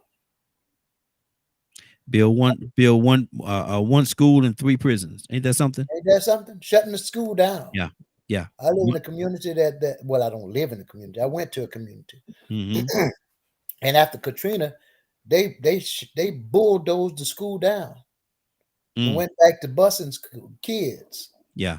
Yeah. In 2023, here we are still sending kids out of their neighborhood to go somewhere else to a public school. Wow. Where the school that was once in their neighborhood no longer exists. How much it take to do that? So I don't know how much more I could say about this, but I'm just saying there's a lot of wasted money. But people that are being rehabilitated, I never could pronounce that word. That ain't happening. I know that much. Rehabilitated. You did it, brother. You did it. I did the best I could. Stanley, you wanted to say something? Yeah, that was on the grandparent piece he was speaking of about the foundation about the grandparent. Mm-hmm. That's what really got me level off when I was younger because of my grandparents. I went to live with my grandmother, my dad's mom, maternal grandmother, when I was paternal, when I was about 13 going on 14, because she was getting older, so I stayed with her, got a lot of values from her. But my maternal grandfather, which is my mom's dad, I learned a lot of my business stuff from him. You know, we owned a bunch of rental properties, we owned the farm and all that kind of stuff. I was 14 years old with no driver's license, but he had me collecting rent for him at 14. I would get in the pickup at a Ford F-150, and I would drive to different places, different people's houses, picking up rent. And he would let me know this person, they're not going to have all their money this week, so that she going to give me this amount. He gave me the receipt book and everything. It instilled a lot of values in me, the work ethic. We had the farm, we slaughtered hogs, we fed the cows. And on some Saturdays, me and my uncle, who's my pastor now, he's the youngest son, I'm the oldest grandson, so he's the pastor of my local church. We spend a lot of Saturdays now putting up fence and, you know, mending fences and feeding the cows and different stuff like that. So a lot of Saturday nights, when our friends, as we were teenagers, when our friends was out getting in trouble, we would be too tired to go out some Saturdays. But it taught us a work ethic. We didn't understand it at the time. You know, we thought we was being punished, but it actually taught us a work ethic and how to stay out of trouble. So if you been doing that all day long, you too tired to go hang out with the boys getting in trouble. You know, I know guys right now my age still doing the same thing that they were doing 20 or 30 years ago. They have not progressed, have not, you know, moved up. And I give you this when I got to go to an appointment. But not Ice Cube, I keep saying Cube, but it's Ice T said something I interviewed a couple of weeks ago. He said, as you get older and you change, you become fathers, you become grandfathers, you become productive members of society in your community, organizational leaders, advocates, church leaders, and all that kind of stuff. In certain places, you can't diet. Certain places you can't go because, you know, they're like, what was he doing in this spot anyway? You know, I can't go to the clubs anymore. I can't hang out with guys that sell drugs or run guns or anything like that, because, you know, when you become, some of us have been rehabilitated without going to prison, without going to a correctional facility. Some of us just have matured and hung around the right people and made the right relationships that we grew without having to suffer like a lot of our brothers are doing in these prisons, sisters are doing in these prisons. We've been rehabilitated, but we didn't have to go through the system to get rehabilitated. God has done a lot for a lot of us. Most of us on this phone call have God in our life, and we know the power that the Lord can do for us by rehabilitating us the right people. Exactly. That's good. That's good. That's good. Toya with the T, talk to me, sis. Willa, coming to you next. Toya. Yeah, I'm here. I feel like the topic took a turn. You know, I'm feeling like the conversation came on grandparents, but I didn't have a large interaction with mine. But then I felt like it ended up on God, and that's where I had the interaction at. I think that's the key to all of this, right? I mean, even back in the day, we know prison is the system of a form of punishment that man created, and even some of God's best people went there, but God still set a lot of people free in a whole different ways, and not just jail. The same way we can speak about prisons metaphorically, the same way we can speak about it from a reality aspect. And when we talk about jail, it's just not being locked up in an institution according to humans. Sometimes in this life, we all feel trapped right where we are. You ain't even in prison. You still feel like you ain't free. Come on. You still feel like you locked up. You still feel like you chained down. So this conversation right here is about different levels, because just because you're not no prisoner in the actual prison, don't still mean you ain't a prisoner to yourself, thinking that you're better than somebody else. Say it. Thinking that, because you came from this, I didn't get caught for my stuff. So since I made it so far, so high up there, I just forget what life is about and just judge everyone with an iron fist. I used to be like that.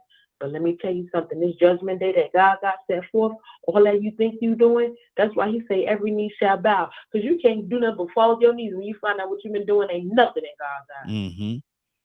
You've been being a Pharisee. Come on. At the end of the day, we're talking about prisoners instead of our hearts going out to them.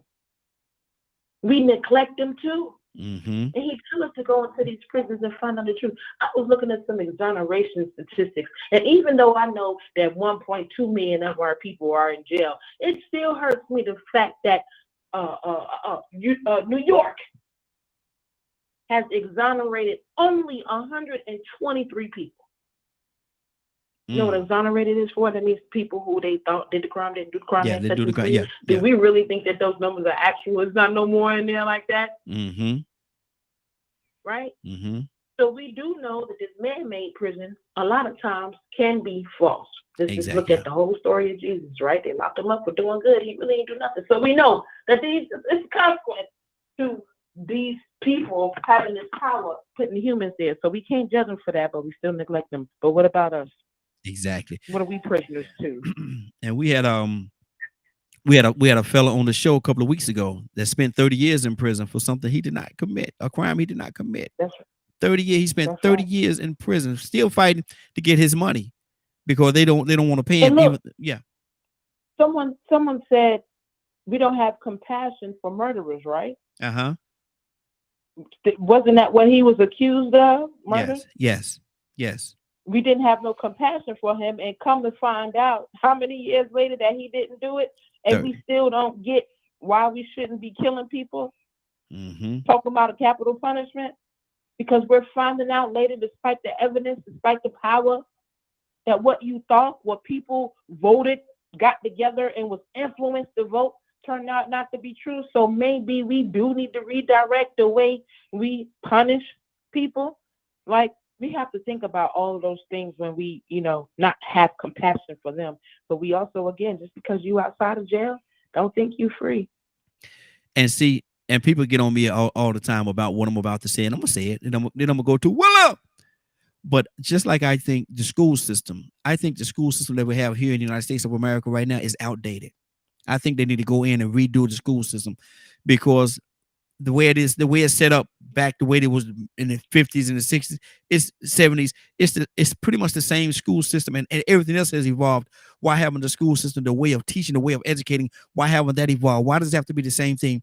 And I think and another thing I think they're doing in school systems today, I think they overtest the children. They overtest them. But I'm saying that to say this, just like the school system need to be somebody need to go in and revamp it, if you will. I think the prison system need to do the same thing in the prison system. Revamp it. You got the same system that you had from the beginning. Everything else in society has changed. Why haven't that? Good morning, young lady. How you doing this morning? Hey, Raheem. Good morning. Good morning, Morning Glow. Good morning. Good morning. Since I'm asking a question, we're talking about the penal system, correctional facilities, prisons, if you will. What was the purpose that they got started, and have they fulfill their purpose in today's times. What do you say to that, Willa? You know what you just said, Raheem. I mean, Toya, I can't really say too much behind Toya because she hit the nail straight through, and it went through the wood. And I'm gonna say that because our penal system is messed up because of the fact that you look at who's judging them. Men are judging men. We're trying to correct the weed from the tear. Yeah.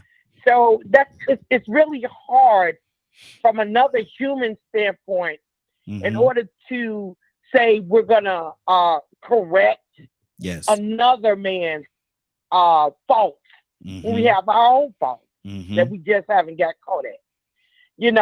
But because we do have this system, because some people are guilty, they are. That. People are guilty. So how do we correct that? We through rehabilitation, they call it. I know so many people that has been in prison that at one time or another, I knew I had a real good friend in prison. He was there for like 15 years. And I was going every week almost to see him. He was in a federal prison. Yeah. And I have learned so much about the federal prison versus the state prison. The state prison, when they put you in jail, their leniency is if they give you 8 years, depending on if it's a class 4, X, whatever, you may even do half of that. Now, if you go into a federal, and sometimes they put you on the monitor, right? And you might be on the monitor for a year. So when you get your time, they're deducting the time that you've been out, even on the monitor. But when you go into a federal facility, you're going to do 85 from the day that they say you're guilty. Yeah. You're going to do 85% of whatever it is. Now, remember back then before they started arresting, and I'm not getting into a black and white thing, but I got to say this, because the person that went into jail at that time went in because of weight, drugs, weight. He was carrying weight. Yeah. So they gave him more time than they did that somebody had killed somebody. Somebody had went to jail for murder, and they got, 10, 15 years. He got 25 years for carrying weight. And he wasn't even the main person. I'm not taking up for him. Yeah. But I was just saying exactly what you said. It needs to be reevaluated. Yeah. Because it's not doing any good for us. They're letting people out, some people out, because the jails are too full. And some of the same people that they're letting out are still doing crime. Yep. Come on, Ryan. Exactly. You absolutely. So yeah. Somebody needs to look at the system. Who should it be though?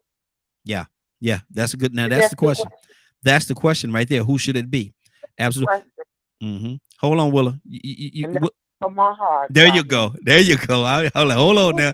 I ain't know you were finished till you say that right there. Now, when you say that, I know I can move on, because if you don't say that, Willa said she ain't done. She ain't done. You ain't gonna let me go. Okay. Good deal. Ryan, you say you wanted to say something, brother, and Cassandra coming to you next. Yeah, so I can remember when I was a CO talking to guys, because it's state time, right? Yes. Got that county time, and a lot of the methods that I would use for individuals, especially because, like I've said before, I ran the whole, right? The guys who couldn't get along with general population.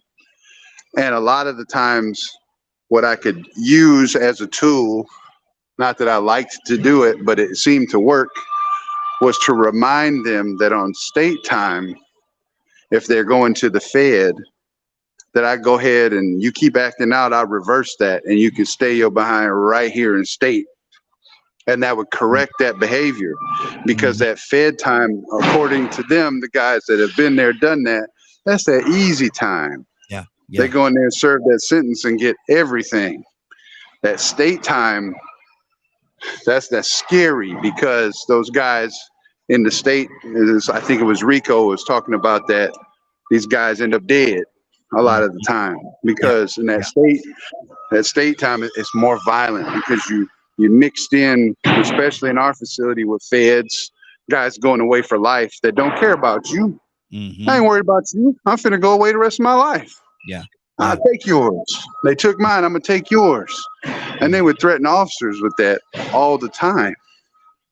And that's why I didn't understand when I was in there why some of these officers would act a fool like they was untouchable. They go in there kicking doors, just making these people's lives more miserable than it already was. And then I'm getting come down on by my superiors because I'm walking in there treating people differently, right? I can walk into any situation and I got them guys talking about, I'll take your life because you took mine, telling the state guys, hey, you better back up off him. He's the one who gets me my toilet paper in the morning. He doesn't play games, so we ain't playing games with you messing with him.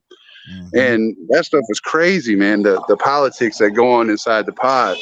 That's just something I wanted to add is about the state and fed differences that from my time behind those walls, because you did it too, and it ain't no picnic for us neither. We in there, we just doing half a day instead of a full day like them. And see, one of the things that I recognize, man, like I said, I worked there for 10 years, man, and for whatever reason, not because they big or bulky or killers or nothing like that, man, but a lot of times what happened in the prison with killers is when a woman come there and go in the room, a lot of time they'll calm down. I don't know if it's because of the mothering aspect of it or whatever, but they could be arguing, fussing, and cussing, and then you bring a woman in there, and she's there, what are you doing? And all that stuff will end, man. Right? I don't know if you ever saw that or not, man. I've seen it many times. It was the opposite for me. It was the opposite for me at my facility. The females would come in there and be nastier than the men. I've seen those too. I seen. Now you had to pick the right one. Now you picked the right young lady. Miss Davis. Miss Davis.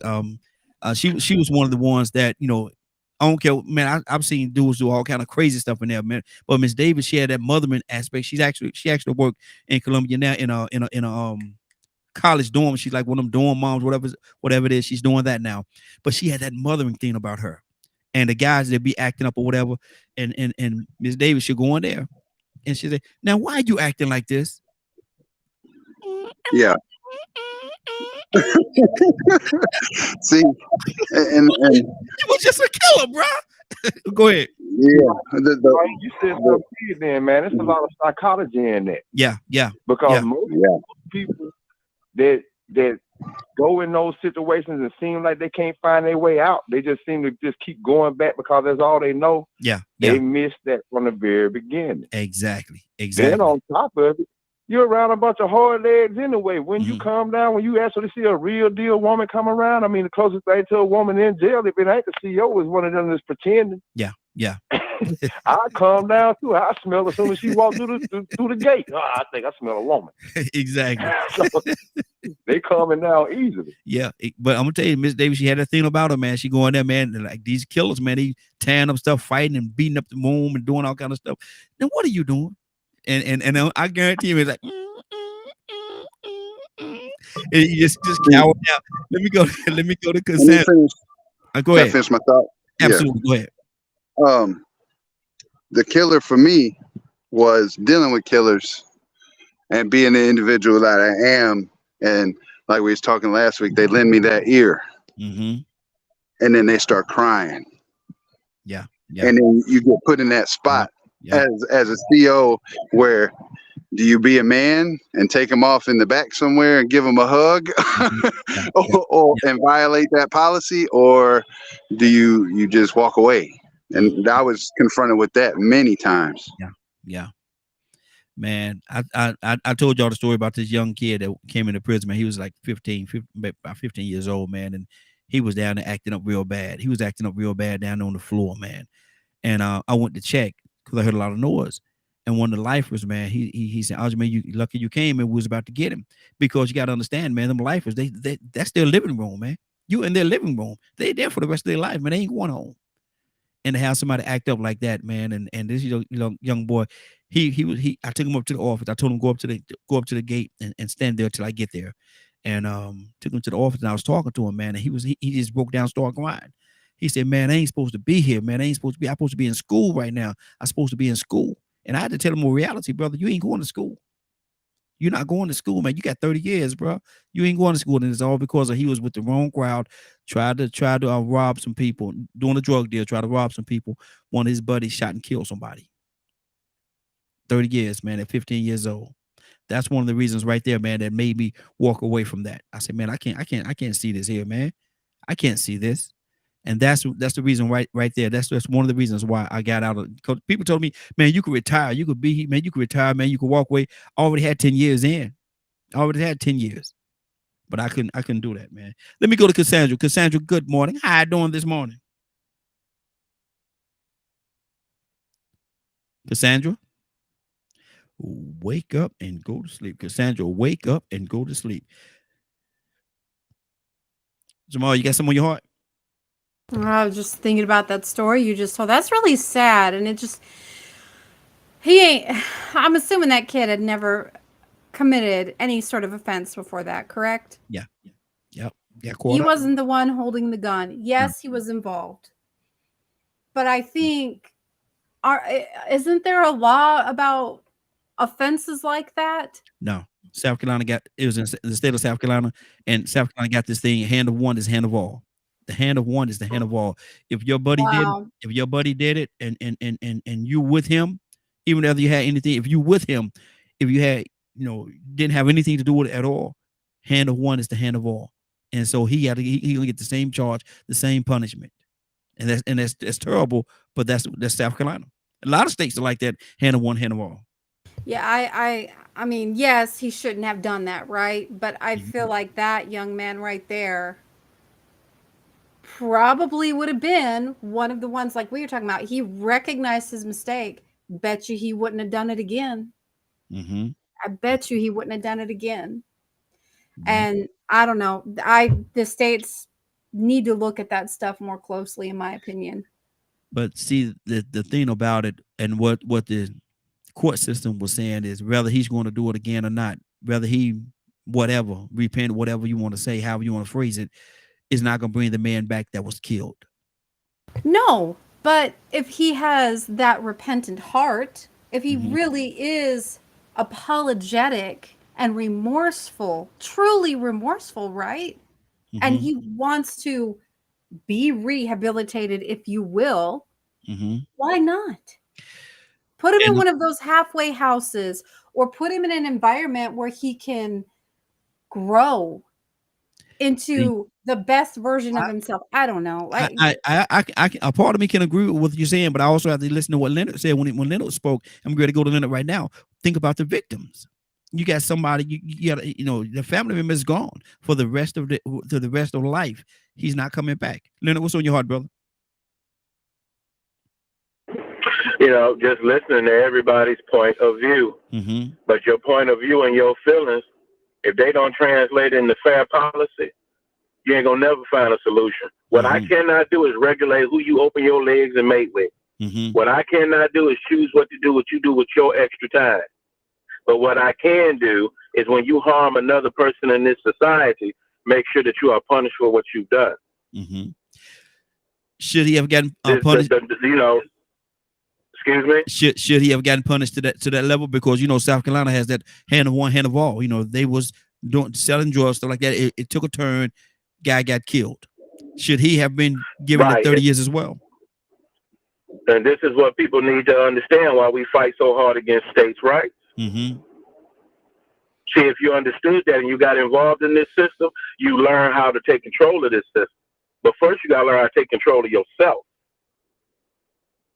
The system is not meant for just this old happy-go-lucky sense that I hear sometimes. Y'all obviously don't know people that don't care nothing about the law and all these types of things. Well, they don't go to the store. They wait till you buy what you want, and they break in your house and take that.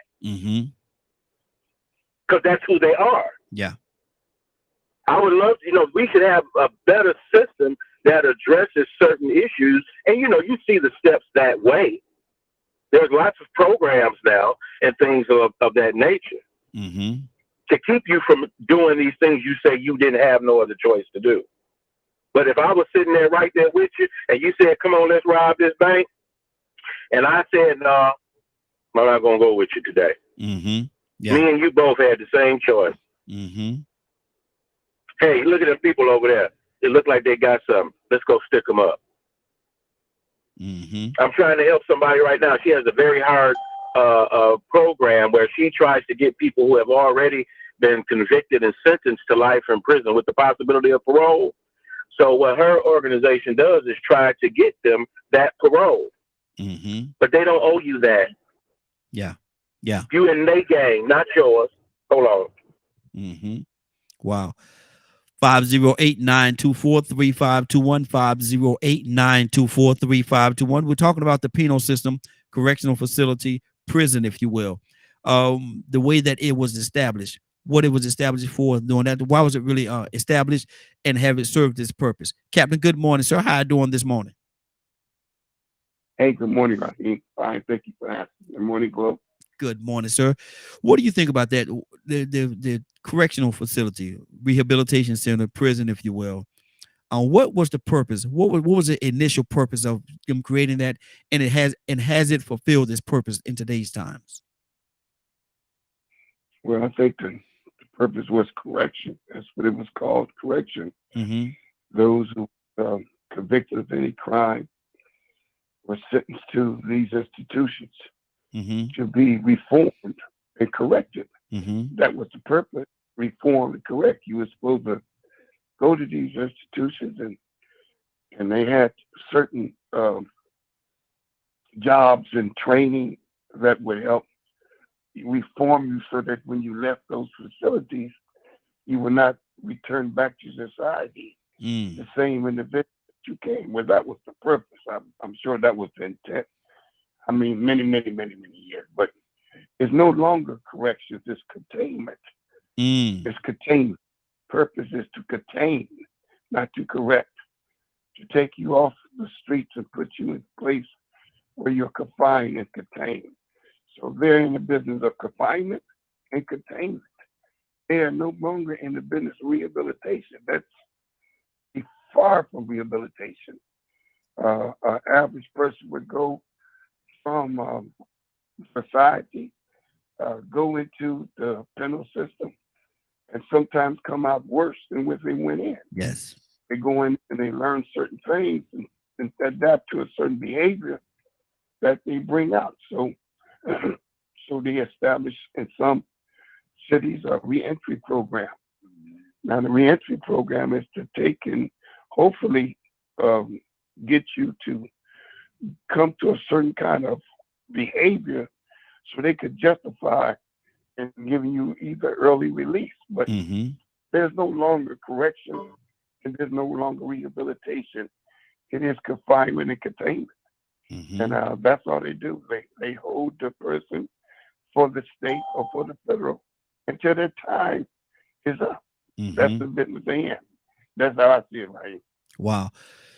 So and I said earlier that I think it's outdated. Do you think the whole system is outdated?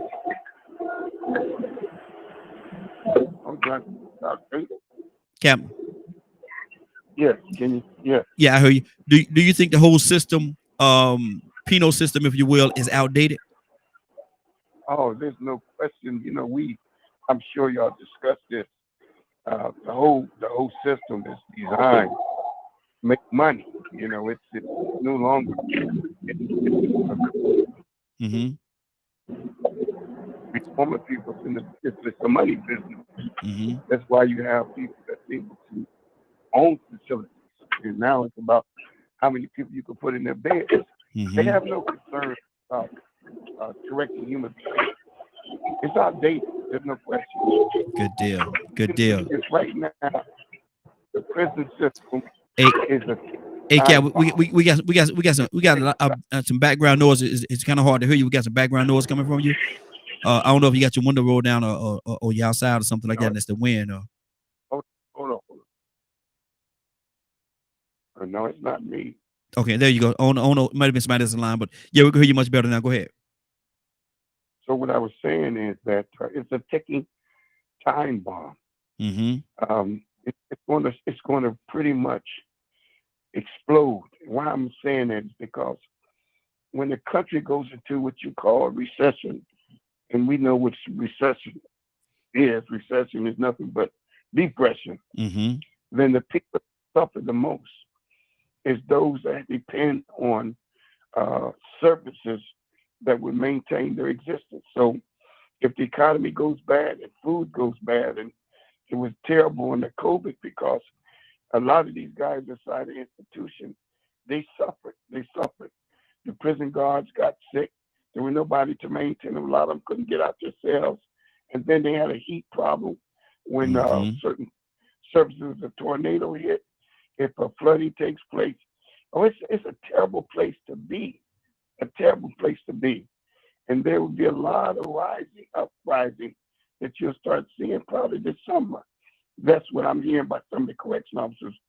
Ryan probably knows a lot about the attitude of what's going on in those prisons. But if these guys don't get a chance to see any hope, then what are they living for?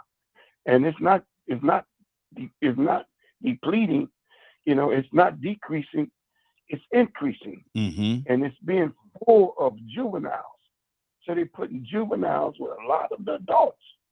When Rikers Island, that was the biggest problem in Rikers Island. I used to go to Rikers Island with the peacekeepers, and they had to separate the juveniles from the adults. But it's terrible, but it is outdated. There's no question about it. Answer the question.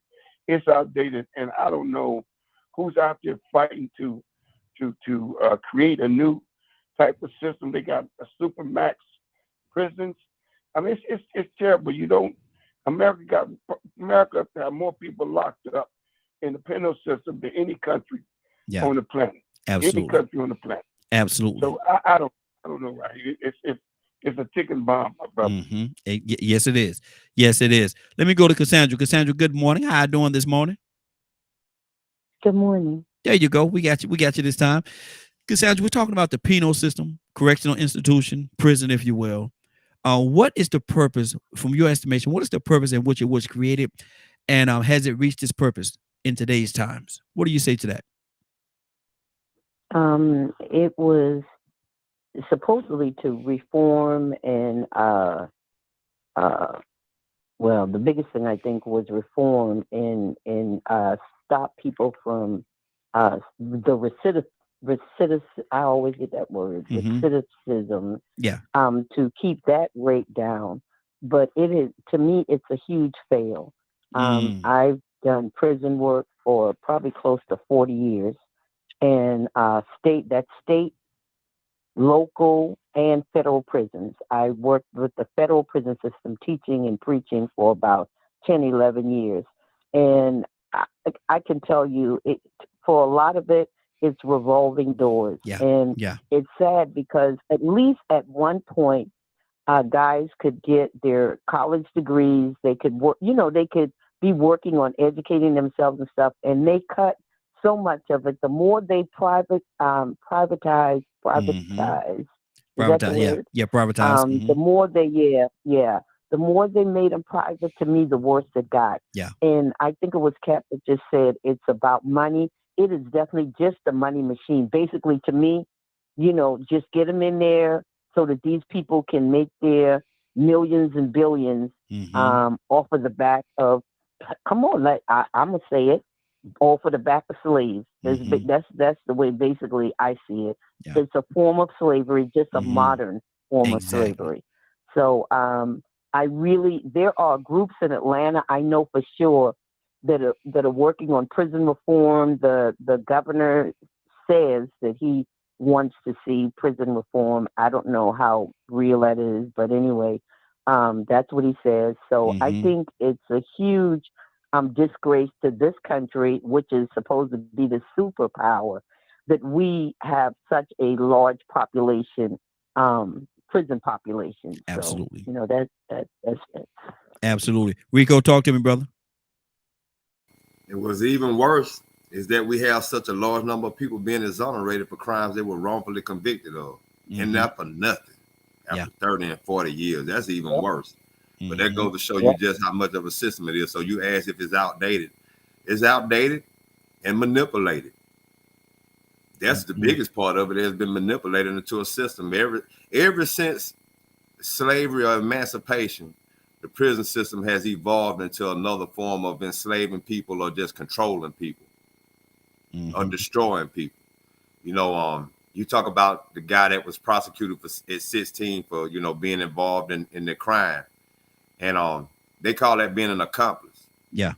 You know, now if you made a choice knowing that this person was going to rob a bank or to go do this crime, yeah, you should do that time. But man, there's been times that I know that people got in the car and didn't know what was going on. And they still caught that time. I got a friend named Nathaniel Woods got executed a few years ago for being in a home when the police bust in. He was over at the dope house playing video games, if I ain't mistaken, or just hanging out smoking. And the police decided to do a drug bust, and come to find out these cops were dirty anyway. They come to do a drug bust on the guy that was living there. The guy that was living there wasn't going alive. Now they say Nate was the one selling the drugs. That's possible. But the guy that shot the police, he had his mind made up that he was going to shoot the police. Yeah. Nate didn't even know. The guy pled guilty after he killed 3 policemen. Nate got out the house. Actually went up to the police and pretty much turned himself in because they didn't even know that he was in the house. Yeah. Now he's executed as an accomplice because they claim the music that he listened to was saying that he wanted to be a part of killing the cops too. So they treated him as a tandem. The person that actually killed the cops and pled guilty, avoided the execution, told the state that Nate didn't know what I was going to do. It was something just snapped in me and made me do it. I didn't want to go to jail, so I saw the gun and I just picked it up and I fired on him. Nate didn't know a thing. Yeah. Nate gone. Nate is gone just for being in the wrong place, wrong place at the wrong time. You know, but see, I don't like to be political because I call it down the middle, man. Both sides of this bird is dirty. You know what I'm saying? One side is pulling for one thing, one side is pulling for another, and then both of them playing the same game, and that's control and power and manipulating the sheep, the masses. Yep. And so I listened to Hillary Clinton come up with this term called super predator. And I heard our president, Joe Biden, the one that said, if you don't vote for him and you're black, you ain't black. If you don't vote for me, you ain't black. The same person said, I don't care what created the super predator.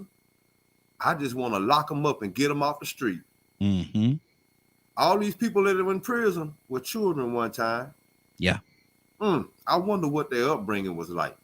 I wonder what they missed in their upbringing. They got them to a situation where they ended up here. If they made the choice to get there, if they really did what they did to get there. I wonder what was missing. What was their environment like to have them make the decision? You know, sometimes you can look at a person and tell, you know what, man, every decision they make comes out of the fact that they lost hope.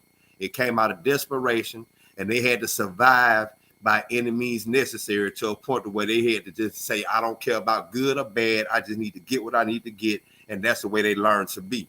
Did nobody correct them? Did nobody reform them? And now here it is. They're in a system where they're not being corrected and reformed.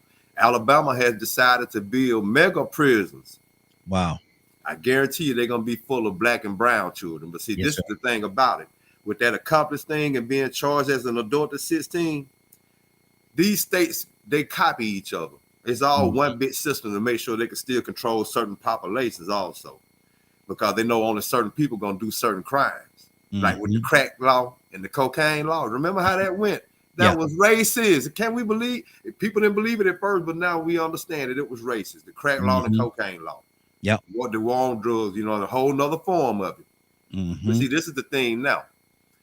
If you are 16 years old and you do anything that seems or implicates yourself as a gang member, associates yourself as a gang member, they put you on this list.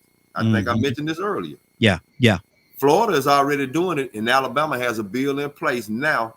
Another way to charge 16-year-olds as adults. Another way to charge 16-year-olds as adults.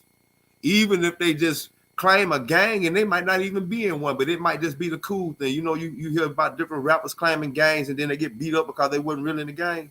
If you claim a gang and you get in any kind of little trouble, you're going to get charged as an adult, even if you were just being young and immature and going along with a fad of a trend, because some people actually are getting paid big money, rappers, for claiming and gang banging. So now if you out here imitating these rappers and claiming a gang, and somebody in your neighborhood are rapping, but they're part of this gang, you're going to get adult charges if you get caught up in the crime, or even if you get wrongfully convicted. So now, once again, these super predators are starting out as children, because the ones in the prison were children once before. Exactly. But if you don't care about what created them when they were children, then you're going to continue to have them to be able to lock up, which is going to make you more money. And think about this. I don't know why this came to me, man, but if you're setting up a system where kids at 16 years old could be tried and convicted as an adult, is that a form of population control? And it's guaranteed money. Yeah. It's guaranteed long-term money for each bed that you're filling up from the government that's paying you to house these people. Exactly. Toya with a T, talk to me, sis.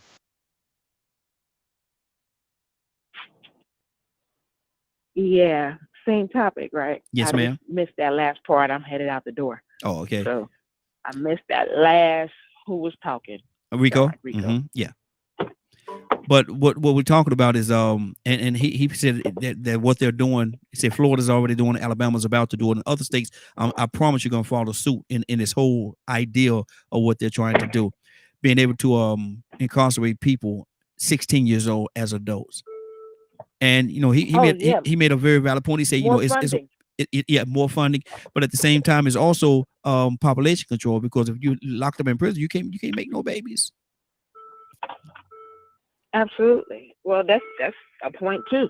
But if you get married, y'all can go off and get your little, what you call it when you get married, conical visit, make babies that way. The conical visit.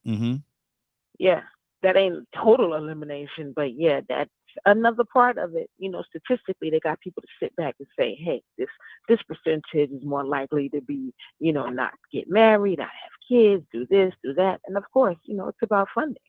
It's about funding the government and not the population. Somebody said something earlier, but I couldn't hop in because I'm getting ready, about the families and how there should be a funding for these people. And there are funding. How many people have actually went to like their county or city meeting to see where the funding in their city goes? How many of us actually watched the breakdown on what the United States and where they distribute each of these funds to, and all of these different funds for victims of people that fell upon crimes and prisoners' families and things of that nature? I bet you a large majority of us don't. But these items and documents do exist. And where does these monies go, right? So if we are talking about the prison industry, if we know that they base these individuals off of third grade reading scores, and we know that this is a systematic issue that has plagued people of color, right? Because people not of color don't think it's an issue because it doesn't happen to you. But we've been screaming since the 60s and the 1900s and 1600s that when it comes to us, they make sure we get an adequate care in our schools and adequately educated, because they know that it contributes to being at risk, which again goes to more funding. Even when it comes to nonprofit, you have to be sourcing it for a reason. There's some kind of disparity. And you're not going to get funded if there's no disparity. So there's no funding. You know what I'm saying? So again, we already know that this is the cycle. This is the system that they take. Specifically, just talking about us, people of color, we know that this is another way that they generated money from us by incarcerating us unlawfully, knowing that we didn't do it, coming up trying to make it seem like it's fair in a county of your peers, you know, your peers, but then you all still pick and choose those. There's a whole system behind who you pick and choose, who's going to be most likely to go ahead and say, yeah, you're guilty. Even me, right? I know God is good, but I watched the public defender go up to the DA and say, hey, we're going to let her get off with probation for a crime that I should have gotten some time for. But I put that on God, not on man. But at the end of the day, we know that there are disparities, especially for people of color, especially when it comes to prison. And we know that if they're lowering the age to 16 to make more money, why would they try to come up with a solution? Why would they want to stop that if they're building mega prisons to house them? That's kind of, you know what I'm saying? Contradictory to the point of them trying to make the profits off of it. Why would we come back and make sure that our children are fully educated if we know that they're not going to end up in jail fully educated?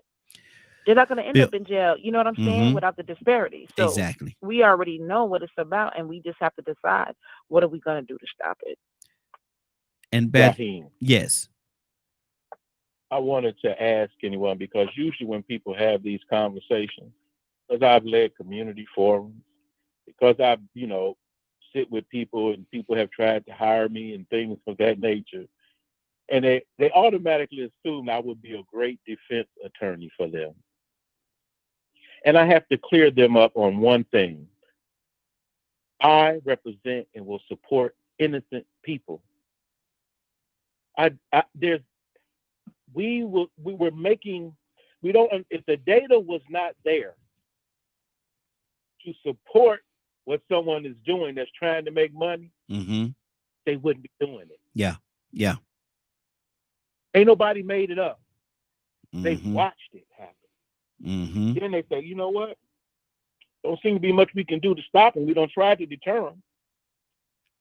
But guess what? There are some people still gonna do it. Yeah.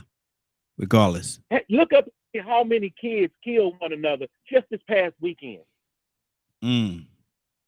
With malice in their heart to do so. Nobody's making this up to trap you. This is how you're behaving. Ain't nobody did nothing but sit back and watch. Then you go back, how many of you really know people that's innocent? Really? Yeah. Because all the cats I hang out with, they're criminals. And they get caught doing it. That was the thing. Not get caught, but then they started getting caught. Some of my friends have done 15, 20 years already. Got back out, and you know what? They thank God they're still alive and they made it through to now, you know what? Now I'm going to do the right thing. Because it took them a while to choose to do so. Yes, it's going to be much harder. Yes, it's going to be that. But you got to remember, they're killing other black and brown people. Everybody talks about how rough it is for them, how rough it is. Imagine how rough it is for that little boy or girl that don't lost their brother, their sister, their mother, or their father.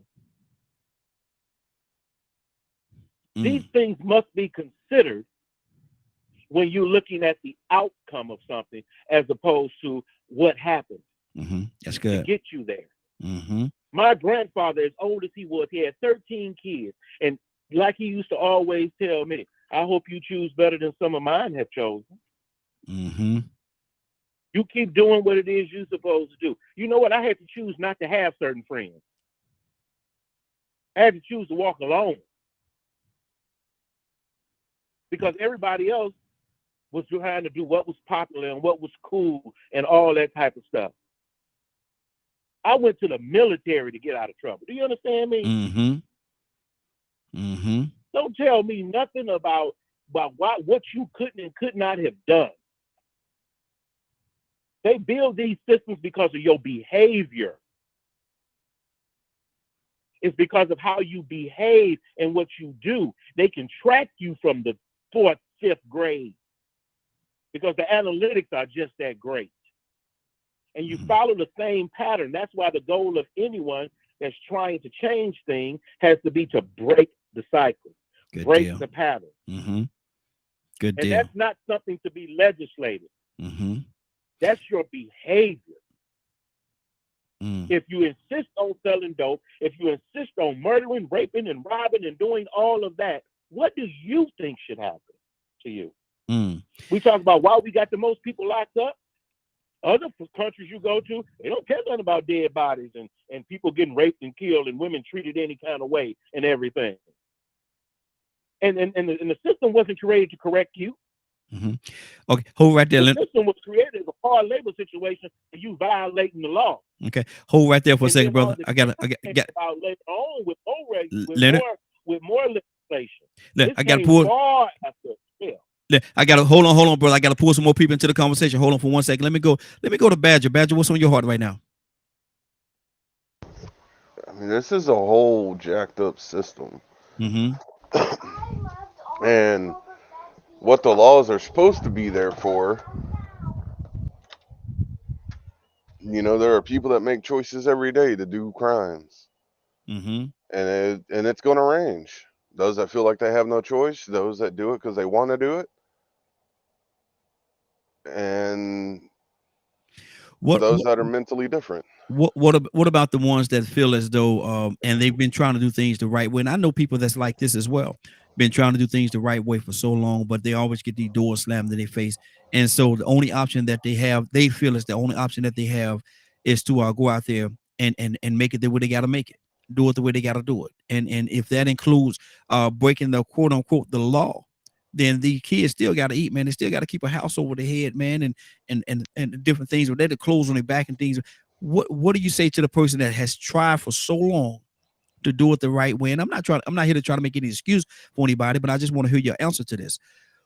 They tried for so long to do it the right way, but they keep getting doors slammed in their face. And the only option they feel like the only option they got is to do it the discreet way. What do you say to that person?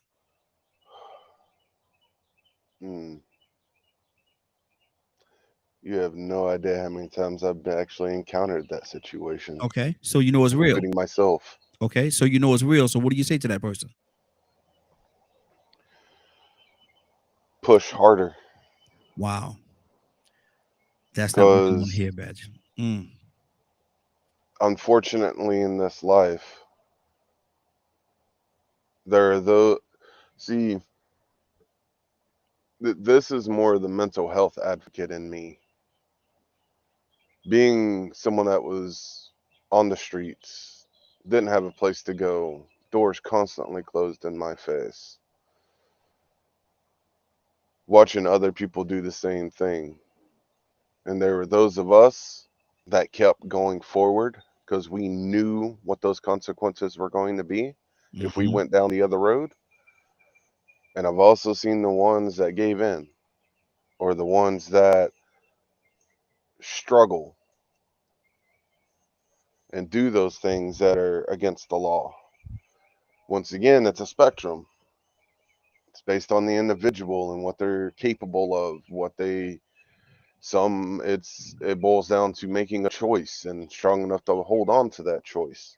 I mean, all that sound real good, man. But you're talking to somebody, man, that has exhausted all the avenues, man, and did everything they could do, try to do it the right way, but constantly getting the door slammed in their face, man. And they looking at their children, and the children say, "Daddy, I'm hungry.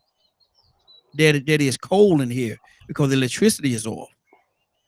I don't think that dad want to hear that, man. What that dad want is to provide for these children, to put some food in their mouth, man, because they hungry. You dad, man, you ain't gonna look at your children and say, "Man, I gotta push hard." No, man, I got to feed these kids, man. I gotta feed these kids. So here's my thing. I know how to fish. I know how to cook. I know how to clean. I know how to hunt. Okay, Badger. You see, I you know. personalize this. I'm not talking about you. I'm not talking about you though. You're talking to someone was homeless for 10 years. Okay, can I throw this in real knowing quick? And having the experience of walking alongside people of all colors on the streets that were homeless, and watching the difference between those of us that just continued to push hard no matter what happened to us, we kept going forward. And then those that got into the drugs, got into fighting, got into a lot of the illegal things. So I have been there. Do you think both sides? Do you think everybody is doing illegal things because they want to? There are those that are and those that aren't. Okay. Rico, you wanted to say some do it because they want to, and some do it because they feel like they have no choice. Wow. Rico, you wanted to say something?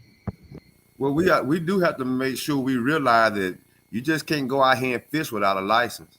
You just can't go out here and hunt without a license. Yeah. You might end up going to jail for that, and you need to feed your family. And we also need to realize that this society we live in, sometimes, you know how these stores throw food out? They put them in the dumpster, and you have people that dumpster dive. Some of these stores won't even allow you to dumpster dive. Exactly.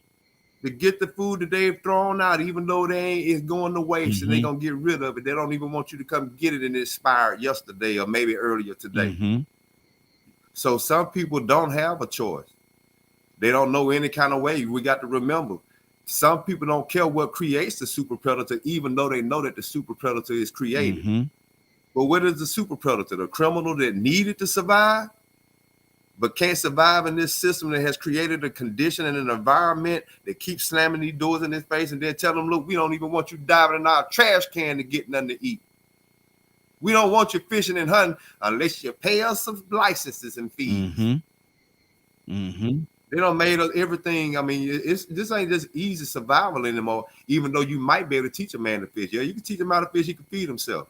But he better be able to afford the license. Exactly. And you got to renew that thing every year. Trust me, I'm a fisherman. I'm an angler. I know you got to renew that license every year. If you don't, me and my buddy was out on Lake Lanier a couple of weeks ago, and the game warden came up. He's so nice, so kind, so pleasant. How y'all doing? You know, talking to us. Oh, before I leave, could I see your license? Oh, before I go, do you have the life jackets? You know, he wanted to check everything. And he was so nice. He came up so nice. You thought it was your friend that you knew a long time ago, long lost friend. But he had a job to do. Let me go to Cap, because I'm gonna tell you something. I heard the minister say a couple of years ago. He said you cannot take something away from a man unless you're going to give him something of equal or more value. Now you want this man to get off the corner. What you going to give him that's going to be equal or more value so he can continue the lifestyle that he have or exceed the lifestyle that he had before you took that away from him. Cap, what's on your heart? Well, you know, Brother Raheem, everybody has to know. We have to ask the question, and we have to be very open and honest. Is this a design plan? You cannot tell me that we are by nature criminals. You just can't tell me that. Yeah. What is the plan? How come?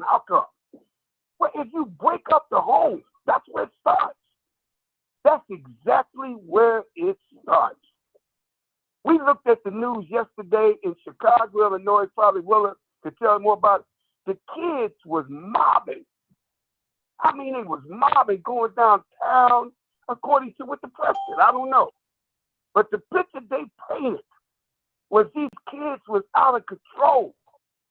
Now look at they interviewed a black woman and she said, what do you think? She said, where the parents? Where the parents of these children? And then when you sit there and you show black kids mobbing like that, man, they call it wilding, and they going downtown, what do you think is in the mind of the white conservatives or white people in some black middle class? We got to do something. Lock them up. But you're talking about children that don't have nothing in the home. What I mean don't have nothing, there's no justification. Let me, because I don't want Leonard to think I'm trying to justify that because they don't have a single parent, they only have a single parent, that they're supposed to be out there wilding. No, I'm saying, when are we going to fix it? You got to put the home back together. That's where it starts. There's so many men absent in the home. You want to find out where the men gone? They're in the prison. They got to come back on the streets one day, no matter what we think. These men gonna hit the streets one day. What kind of re-entry program do we have for them? My little nephew just got out about 6 months. He already, man, roaming the streets again. Because there's nothing out here for him. If there's nobody out there to catch him, he's gonna fall. He don't have, I don't care what you put him, a juvenile with an adult. A juvenile still have an immature mind. An immature mind. And the juvenile will make immature decisions. I don't care if they do things that adults do, but their minds are still developing. So we got to fix the home. Look, let me say this. If I bought a prison, and I came to you, Raheem, and I said, look at Raheem, man, this is a new thing, man. I'm investing in the prison system for every time we fill a bed, man, we get a $250,000. And they give us, the state and the feds will give us $250,000 for every bed that we fill. Get out of here. Well, how are we going to fill? He said, very easy. See, the prison system like the zoo. In order for you to go to the zoo, you got to have animals in it. Well, how do I get the animals? Go to the hood. Wow. Go to the hood. Well, I'm going to get the animals. The same way we catch the animals in the jungle. Take away the lion's ability to feed itself. Take away in his habitat. Take away the food they would naturally hunt. And then now you put the food out there. Now you make him come out when he's a night predator. Now he's a day predator because he's hungry. Because you took away the opportunity for him to have a job. You took away the opportunity for them to have quality education. Then what you do, you put drugs as the way they eat. So you flood the community with drugs. What do you think he's going to do? Think he'll come out of his natural habitat and he's going to jump on the drug. Now you trapped him. Yeah. Now you got one. I got a orangutan. Open up the cage. I got a gorilla. Open it up. I got another one. And what does a prison system look like? It look like a zoo. Don't feed the animals. So when you go in there and you got 6-man cells, 7-man, hey, what's up, man? How did he get you? And you fill in the beds. And I'm telling you, and now they're going to get back out. And it's going to be, and if you ain't got nothing for them to do, they're going to, listen, man, these are going to steal or starve. So we got to fix the home. I don't care if it's taking 10 years. If I look at a building that you say, man, Captain, how long will it take us to rehab this building? You know, it's a big, man, shit, it's going to take at least 10 years to rehab this building. But that's what we need to be talking about. I don't care how long it's going to take. But we got to plug that hole. Do you hear me right? We got to plug that hole. Exactly.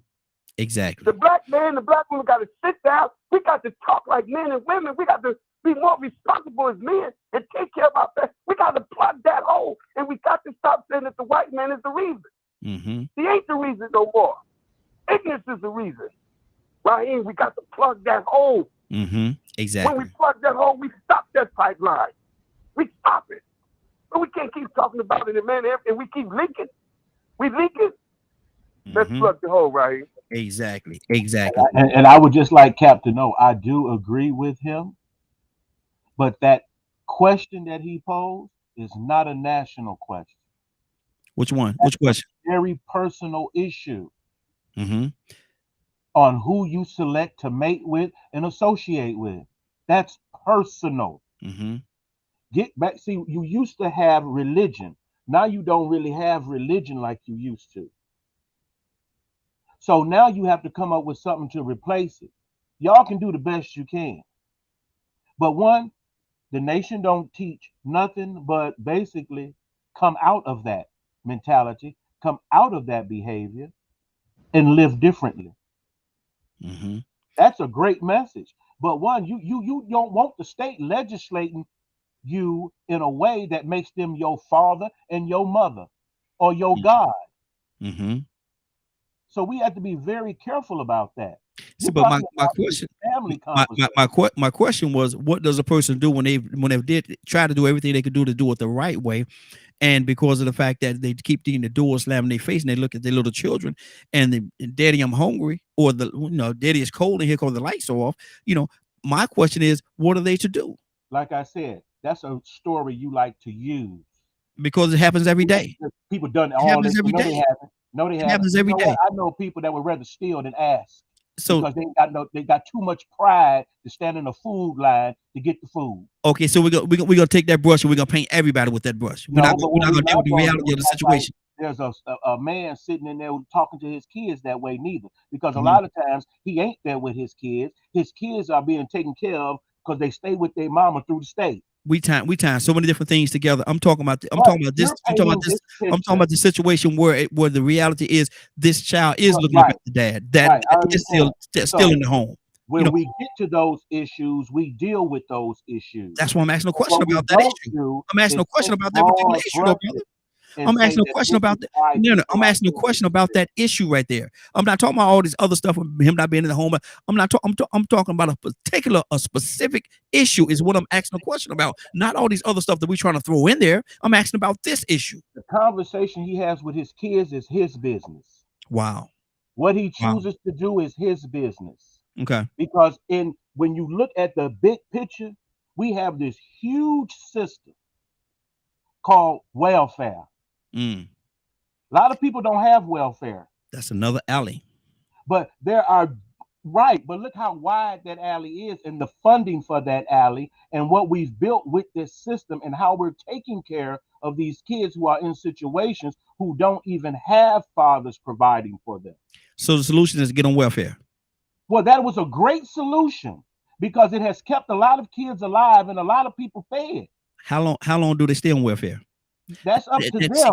See what you just said. Answer that, and we got to move on to somebody else. But what you go, man, you'll play tennis all day long. No, But we won't. You'll lose. But what you just now, I'm not losing. What you just said was the same thing that you spoke against a few minutes ago about now the welfare is becoming the mom and the daddy to these children because they are depending on that. You just said you don't want them. You don't want this to become the mama and the daddy, but you want the welfare system to become the mama and the daddy because now instead of relying on this, you want them to rely on the welfare system. So where lies the difference, brother? Where lies the difference? We were talking about provision. When you're providing for children, it don't matter how the mama and the daddy feel. You're providing for what is needed. So the welfare is the mom and the daddy now. So the welfare, my point is, you saying the welfare system is the mom and the daddy now. No, I did not, because it's not the dad, mom, and daddy. That's just what people love to say. You just said it. You used the example when we were talking about the other situation. You said you didn't want it to become the mom and the daddy. And so when I took what you just said, hold on, brother. Hold on, brother. When I took what you just said and I put it in this situation right here, now all of a sudden it's wrong, is not right, No, that's the conversation we were having about states' interference in your rights as a human being, and your right to have your own families and to decide how those families are raised. Okay, gotta keep it moving, brother. Gotta keep it moving. Let me go to Willow. Willow, what's on your heart, sis? Hey, Raheem. What Cap said. That's what I was gonna tell everybody about what had happened yesterday downtown. I mean, there was so many kids downtown, and they was ages from 12 on up, jumping on people's cars, breaking in their windows, robbing people for no reason. I don't understand why they arrested about 15 of them, they said. But Cap had it right, though, for real, though, Raheem. We got to touch the home because each one of those children has a parent. I don't know if they had parents, but they had a parent. My cousin just say they scared of them. Maybe they is, maybe not. I don't know, but we got to go back to, and I'm always going to say it, go back to the root cause. And that way we could try to reduce some of the behavior, what's going on. Because I felt it when you said something about that young man who didn't know, who was crying, going to be in jail for 30 years. Yeah. You know what I'm saying? Maybe he knew, maybe he didn't know. Knowledge is the key. We need to make our children aware of those things that are going to happen when they make those kind of choices in life. Are we teaching our children that? You understand what I'm saying right here? Are they aware of that? I don't know how they think the world turns, but it certainly don't turn the way that they're doing it now. Wow. And that's what's on my heart right here. Good deal. Cassandra, you there? Yeah, I'm here. What's on your heart, sis? I don't have the answers. I know that I'm trying to do all I can. I meet with some of the prison reform groups, around Atlanta that are trying to make a difference and trying to come up with solutions. But I know that our children are out of control. I mean, just point blank, bottom line, they are out of control. I live in downtown Atlanta, and there is a spot, an event spot not far from my house, maybe a few blocks from our house. Every weekend, you have Lord, literally almost all night long. There, and a couple of them got shot a few weeks ago. And there were police racing around here, and we're a senior building, There's not a whole bunch around us, but stuff around us, but this particular spot, I mean, it's like a war zone. I don't understand. Yeah, you want your kids to be able to enjoy themselves. They can't. Most of the kids I know, they don't even want to go out anywhere because you have that faction that their whole mentality is shoot 'em up, bang bang, and paying attention to what these I'm gonna say damn songs are saying. That's exactly what it is. They're paying attention to what these songs are saying, and they're going out here and playing cowboys and I'm not even gonna say Indians. They're going around here playing cowboy and shooting up like they don't have any dang on sense. And something has to be done. I want people, if y'all got ideas, well, how are we going to do this? I know CAP has a group that goes out and reaches out to people, but we're doing, we're meeting, we're trying to figure out what we can do to get some of these kids out of that mentality. But these kids have no conscience. I'm talking when you can shoot. Recently we had three kids shot, I think, a few weeks ago, shot dead. They picked up 2 girls in the group that's involved in it. I'm like, what the heck is going on? So these kids don't have any conscience. Their conscience is seared.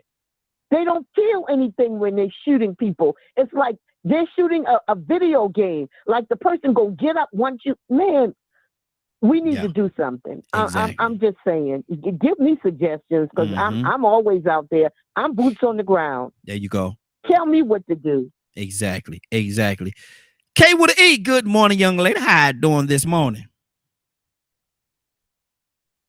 K with an E, you there? She can't find the mute button, y'all. She's looking. She's looking. It's right there, K. I'm on mute. Good morning, young lady. How you doing this morning? Good morning, everyone. Bless. I wanted you to listen for a minute so you can get a gist of what we're talking about now that you've heard us on what's on your heart. Oh, I did hear and I didn't hear. I'm at work. I started a new job. Oh, okay. So I've kind of been running around the house, but I heard some of it. I heard what Cassandra just said for sure. I think that was Rico. Leonard, that was Leonard just now. Our youngsters, Leonard, our youngsters with this shooting. We're talking about the penal It's system. horrible. We talking about and y'all got something going on up there. I think I saw something on the news where y'all got a big protest going on right now, don't you? It's a lot going on. We just had a 16-year-old get shot by an older white guy in Overland Park. We just had, when I tell y'all, we had like 5 shootings within 2 hours of each other. Wow. Like 2 blocks from each other. So that's all they just been doing around. They just been shooting, killing, and then you can't even go to funeral because you don't know what's gonna happen at the funeral, so you can't even go, can't even show your respect.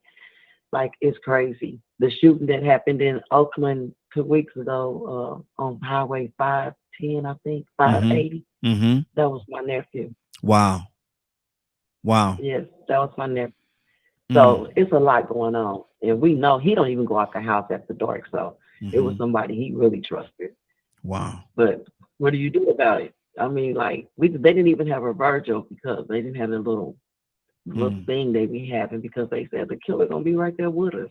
Like it's such a private funeral service till I don't even feel safe going, and I'm not going. But it's crazy. You can't go to funerals. You can't do nothing. You can't even walk down the street. We had a young lady went to the store, just got her car looked at by her uncle. Went around the corner to the store to get her a Black and Mild. She don't even live down here in the area, and she ended up shot in her arm. Wow. It's out of control. It's out of control. Pete, who controls it? Exactly. Well, the parents do. So the young kids take those guns home. Wow. Pete, what's on your heart, brother? Talk to me. Whew. Chaos everywhere. A multifaceted problem is going to call for multifaceted solutions.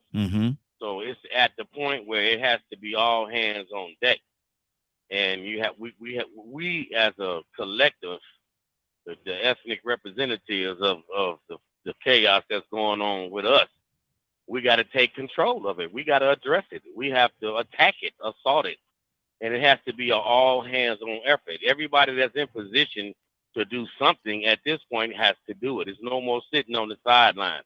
We need the church and the mosque to be out in the street. We need the fraternal and the professional organizations to engage and be out on the street.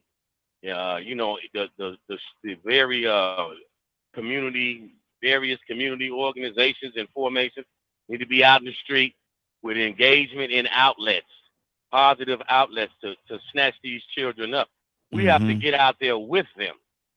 Now, it's gone so far until even with our presence as adults and things, you are still going to encounter some you know, guerrilla mentality. Okay, it's just going to come out. But your presence can thwart most to many of the nonsense. Just the fact that you out there and you out there in numbers. If we out there 20, 30, 40, 50 deep everywhere they are, you're going to stop a lot of that nonsense. You may even be able to calm some of the nonsense down. Not that they respect you or, you know, it's your engagement. It's not just telling them what to do, but it's just cordially engaging them and having a presence. Their presence, It does work. It does work. It does work.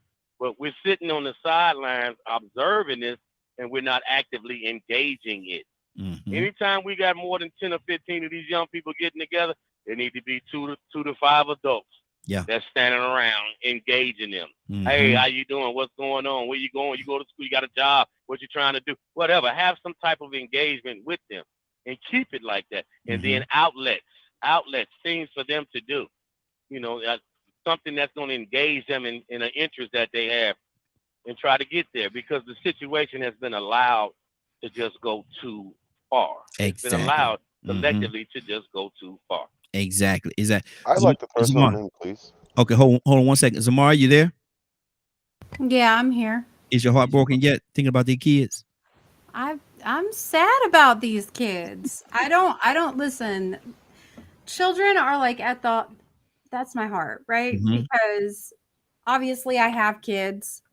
I love my kids, and I wish every child had that same opportunity to grow up feeling safe, to grow up in a household where there's that good foundation for them to grow on.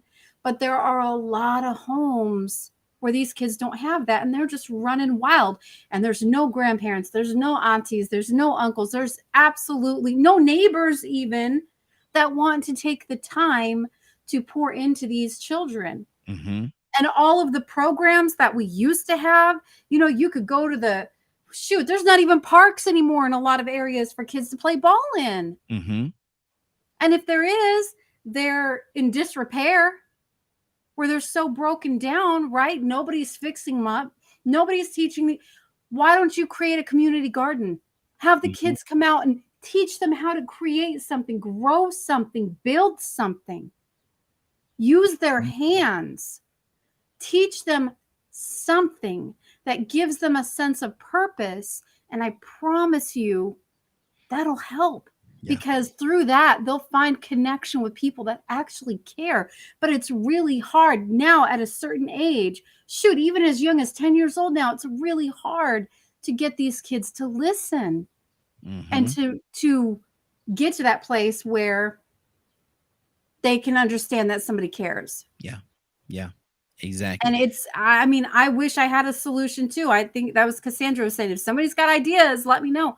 I wish I did. The only thing that I can think of is like community-based stuff.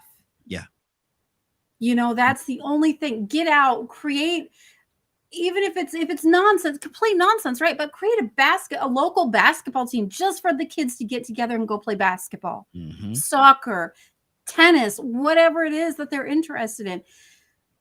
Pass out those flyers, even if it's to the kids themselves.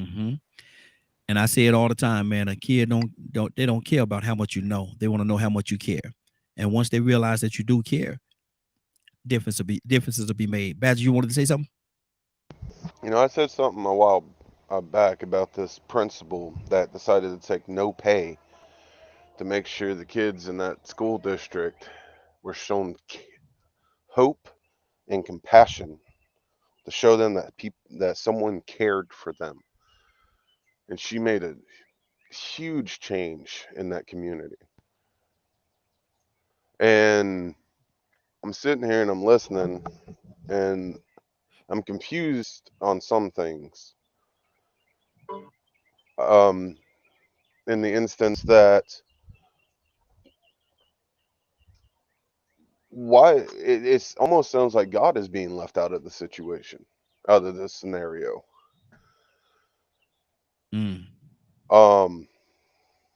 Because to me, God always provides a way.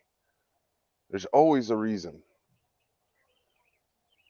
And, looking at the different communities, being a part of so many different communities, working with nonprofits and things like that, there's a lot of things that is out there.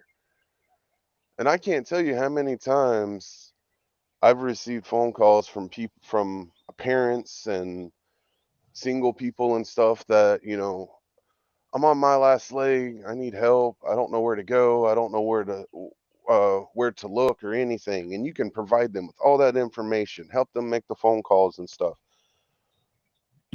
But you can't make them go. Okay. So that's why I have the perspectives that I have. Is I've been sleeping under the bridge and still helping people, showing them how to. I've helped families dealing with CPS. I'm very active in the communities, any community I've ever been a part of, constantly helping. And I've seen those that work as harder than I do to provide, to help, to care. But I've also seen those that have been provided everything you could think of, and they turn their nose up because they're too prideful, or they're stuck in trauma brain, or many other different reasons that they are in the situation that they're in. So there is a lot of access to all kinds of things. It takes work to move forward.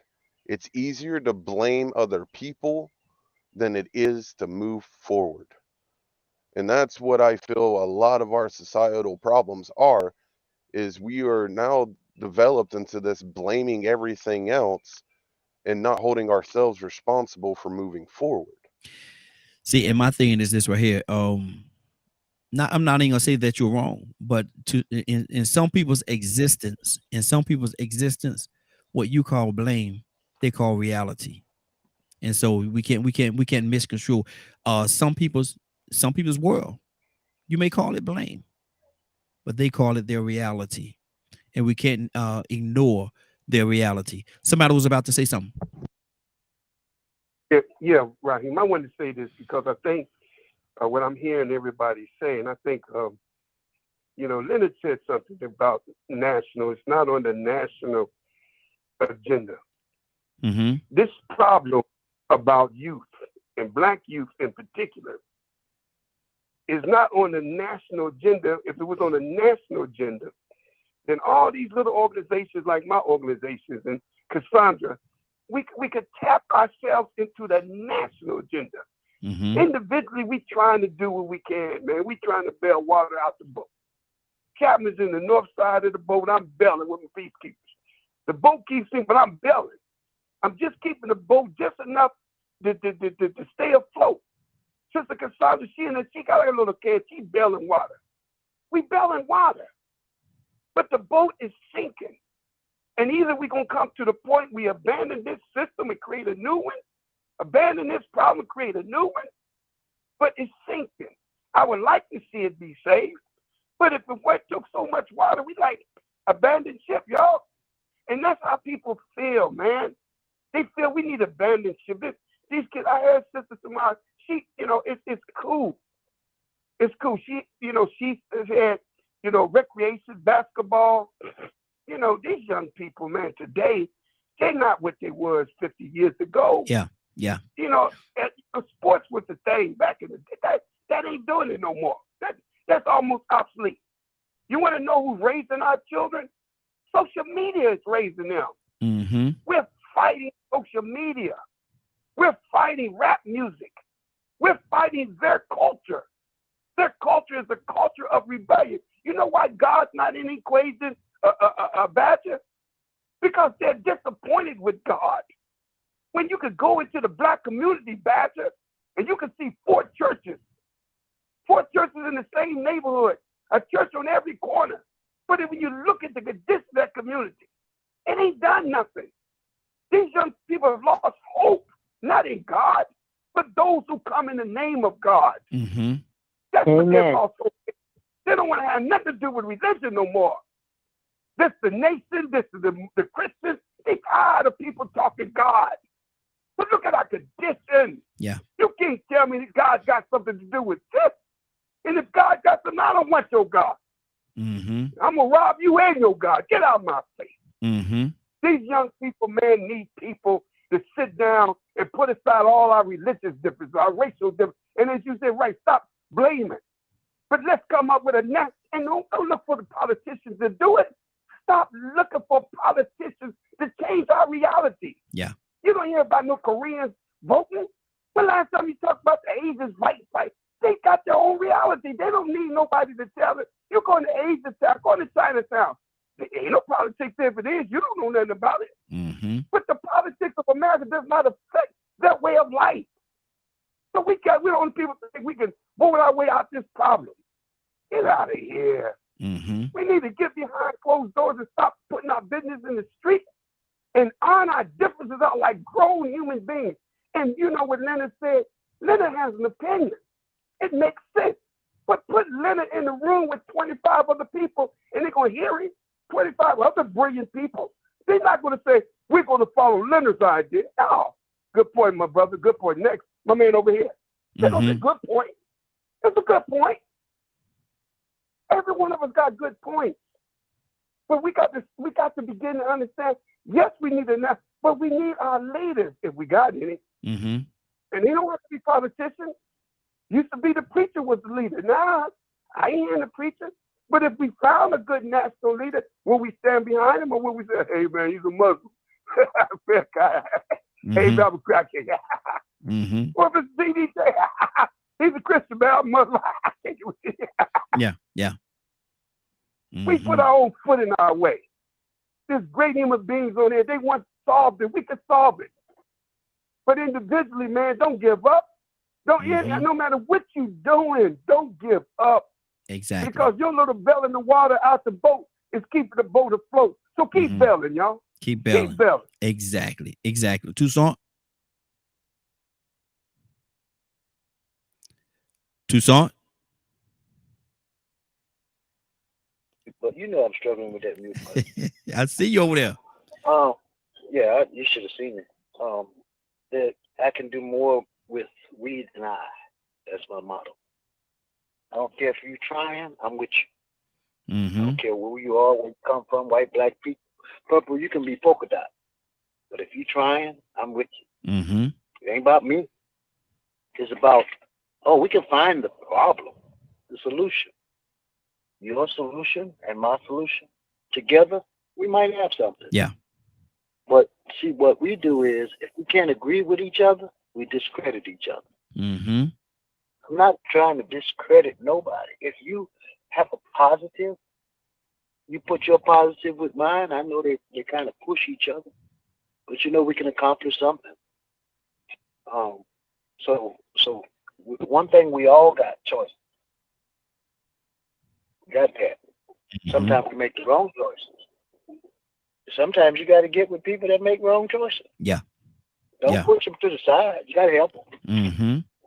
So one thing about what Samara said, community, God, help people feed themselves. Mm-hmm. Sometimes we are accused of doing too much. Since when? Nothing's being done. Mm-hmm. So if we put our ideas and thoughts together, we may have to throw religion out altogether. You know, you can't omit God because He's in everything. Yeah, yeah. You don't have to worry about including Him. He's in it. Mm-hmm. Absolutely. You're doing something that's in accordance with His will. He'll put people in the right place at the right time for His glory. You're gonna get that. Exactly. But you can't fight it because you can't win. Mm-hmm. You know what I'm saying? You can't win if you're fighting him. But if you're doing something that he's agreeing with, then the avenue is already set. Mm-hmm. But you can't do it. You can't do it all by yourself. But you can join in. And just because you don't have the necessary, and I know I'm out of time, beliefs that people have, don't worry about that. That's a waste of time. Don't waste that time. Yeah. Yeah. Don't discredit them. Just let their positive and your positive go in the right direction and say that we can do something. Mm-hmm. That's good. That's good. Well, we're looking at the clock, man. We actually overtime, but I want to touch a few more people before we get out of here. Let me go to Toya with a T. Toya with a T, what's on your heart, sis?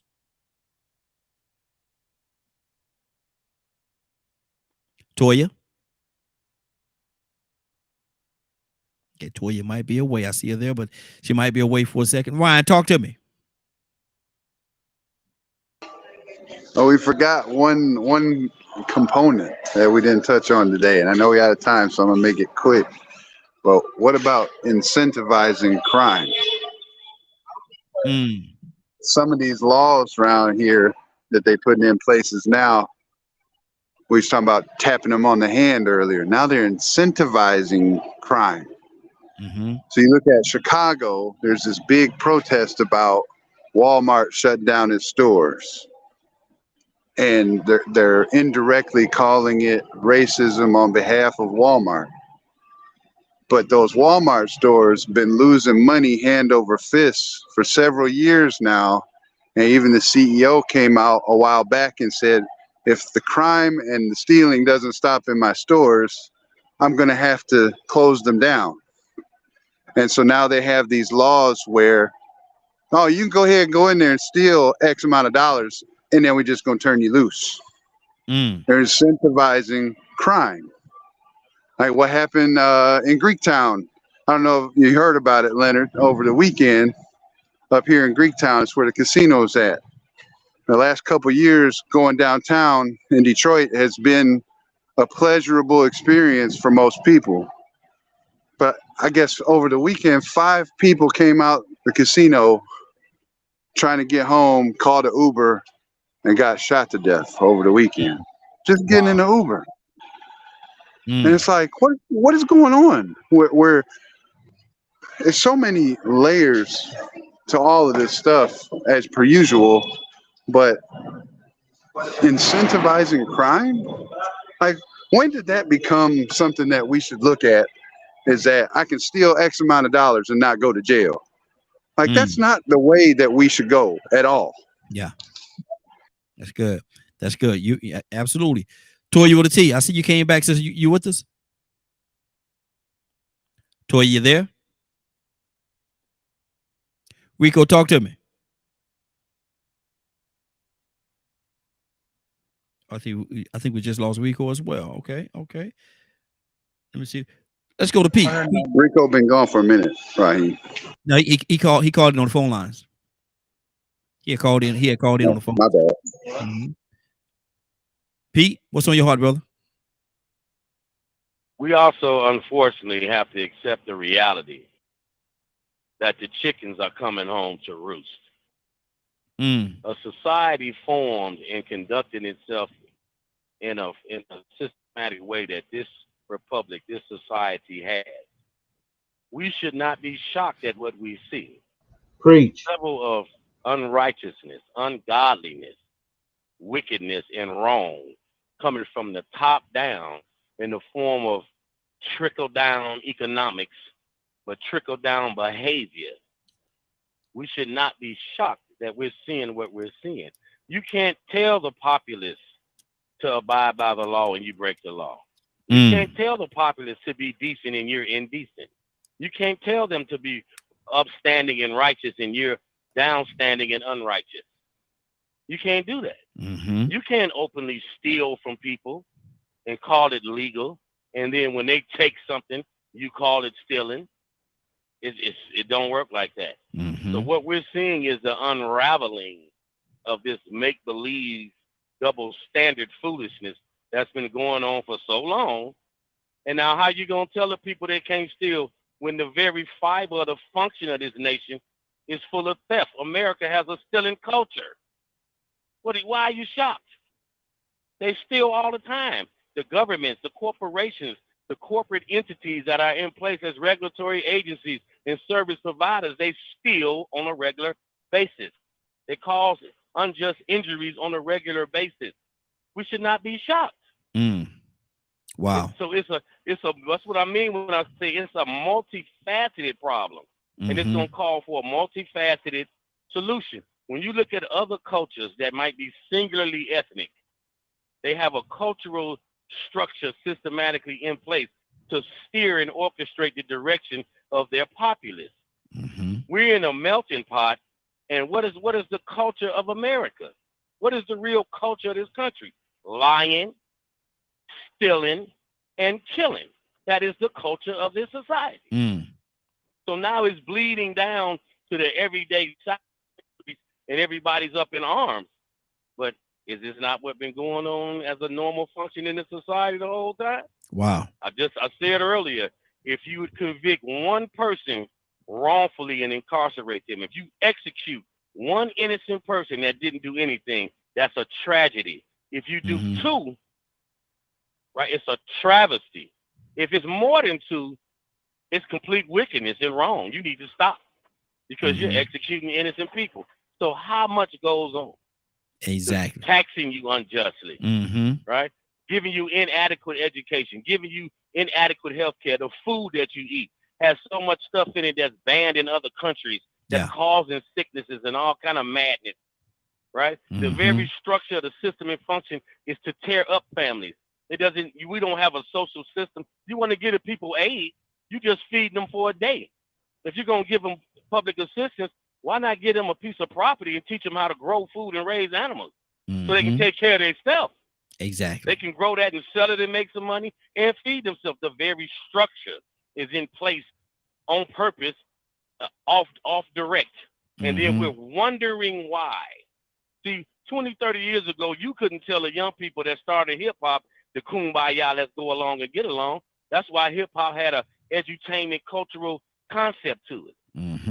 Today, they put a gangster element into it and a rogue, just vulgar element to it. And it's just straight up in your face, up front, no holds barred, right? So now that's the mentality. I don't have to tolerate what I don't want to take from you. I will blow your brains out. And now here we come. That's their mentality. You're going to cross me, I'm going to kill you. You're going to disrespect me, I'm going to kill you. You're going to do me wrong, I'm going to kill you. Good Lord. But is that not where we are? But how has the society engineered its citizenry to operate, to think, to conduct themselves, to live? You can't put people in a corner and poke them and stab them and prod them and starve them and think they're not going to come out of there like a rabid bear and attack you. Exactly. All right, preacher. This is what we're seeing. All right, preacher. Now, we got to get out of here, man. We got to get out of here, preacher. Now, you're going to wait till the last minute and go into your sermon. Now, how you going to do me like that, preacher? Good word, though. Good word, though. Good word. Leonard, what's on your heart? I can understand what Pete was saying. Like I'm well read on social engineering and all of that. And from all that research and all that education, it went back to the most simplest of things: personal responsibility and behavior. And if you believe that it's someone else's job to do that, you're gonna fail every time. But see, when people told you don't be sleeping around making babies you can't feed, you told them they was judgmental. Every time somebody told you something that was for your own good, you cast it aside and went the other way.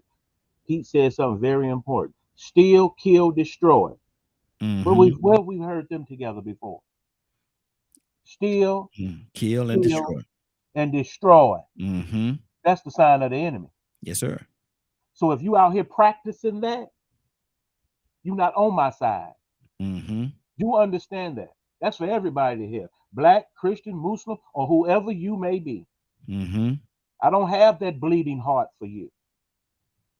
Because too many of you have killed too many of my friends and family members for me to sit here and try to make it easier for you to do what you want to do.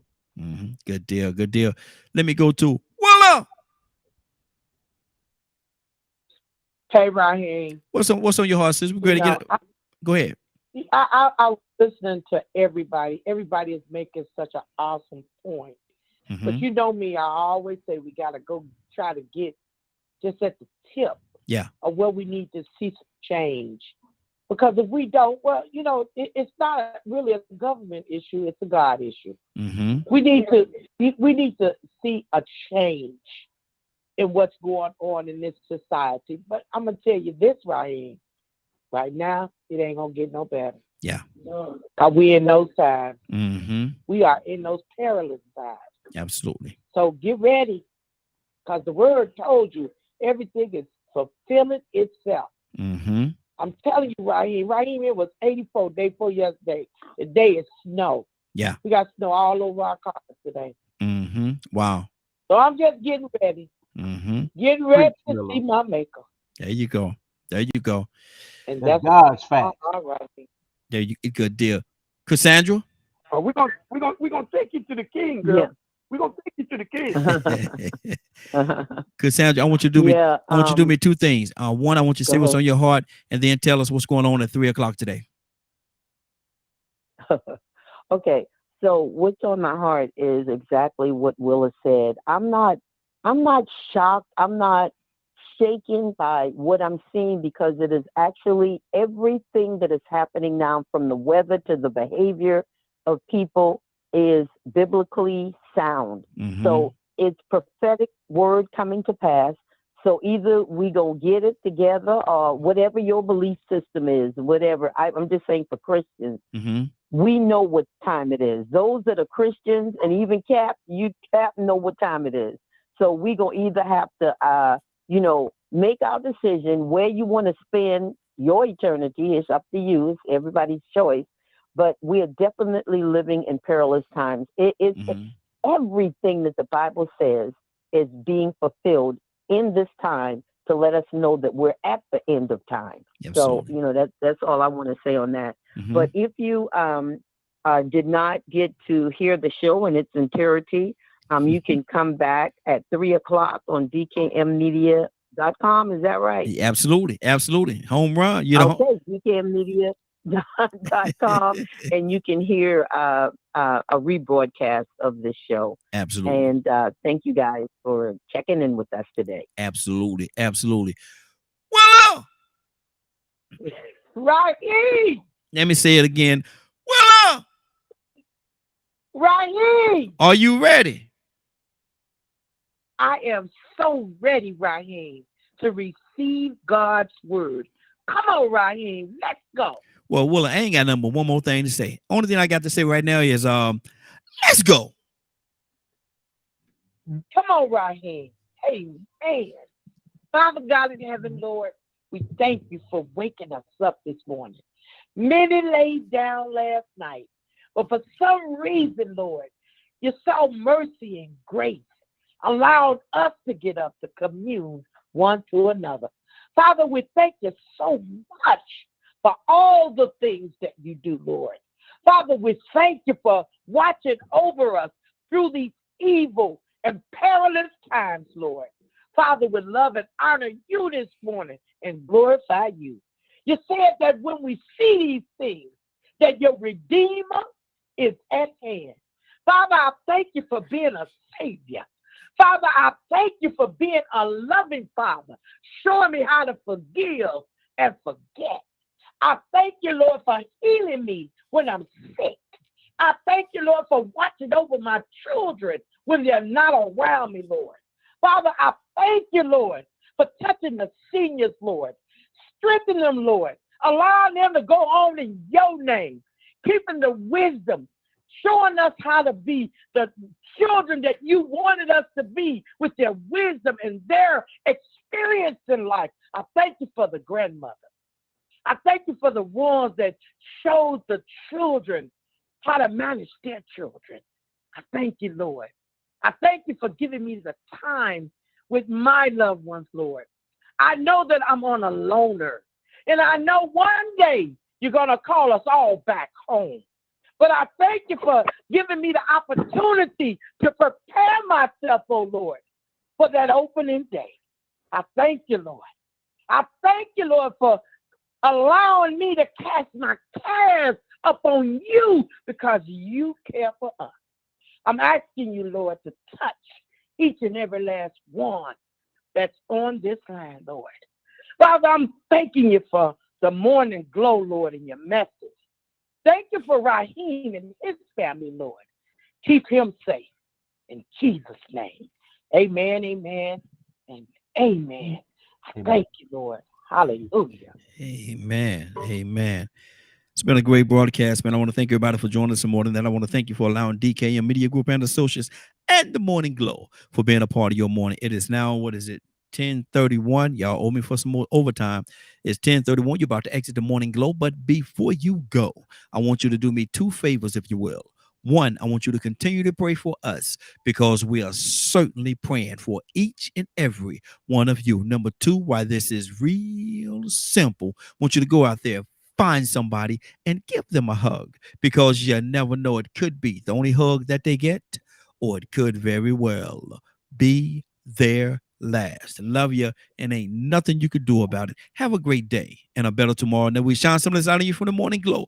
Take it out there into this wicked and cruel world that we live in and let your light so shine. If you get an opportunity, give somebody some love. You just might find some love in return. Won't that be a beautiful thing? Have a great day. Take care of each other. And please, please, please be blessed. Talk to you tomorrow morning. God say the same. Give somebody some love and truth. They would appreciate it.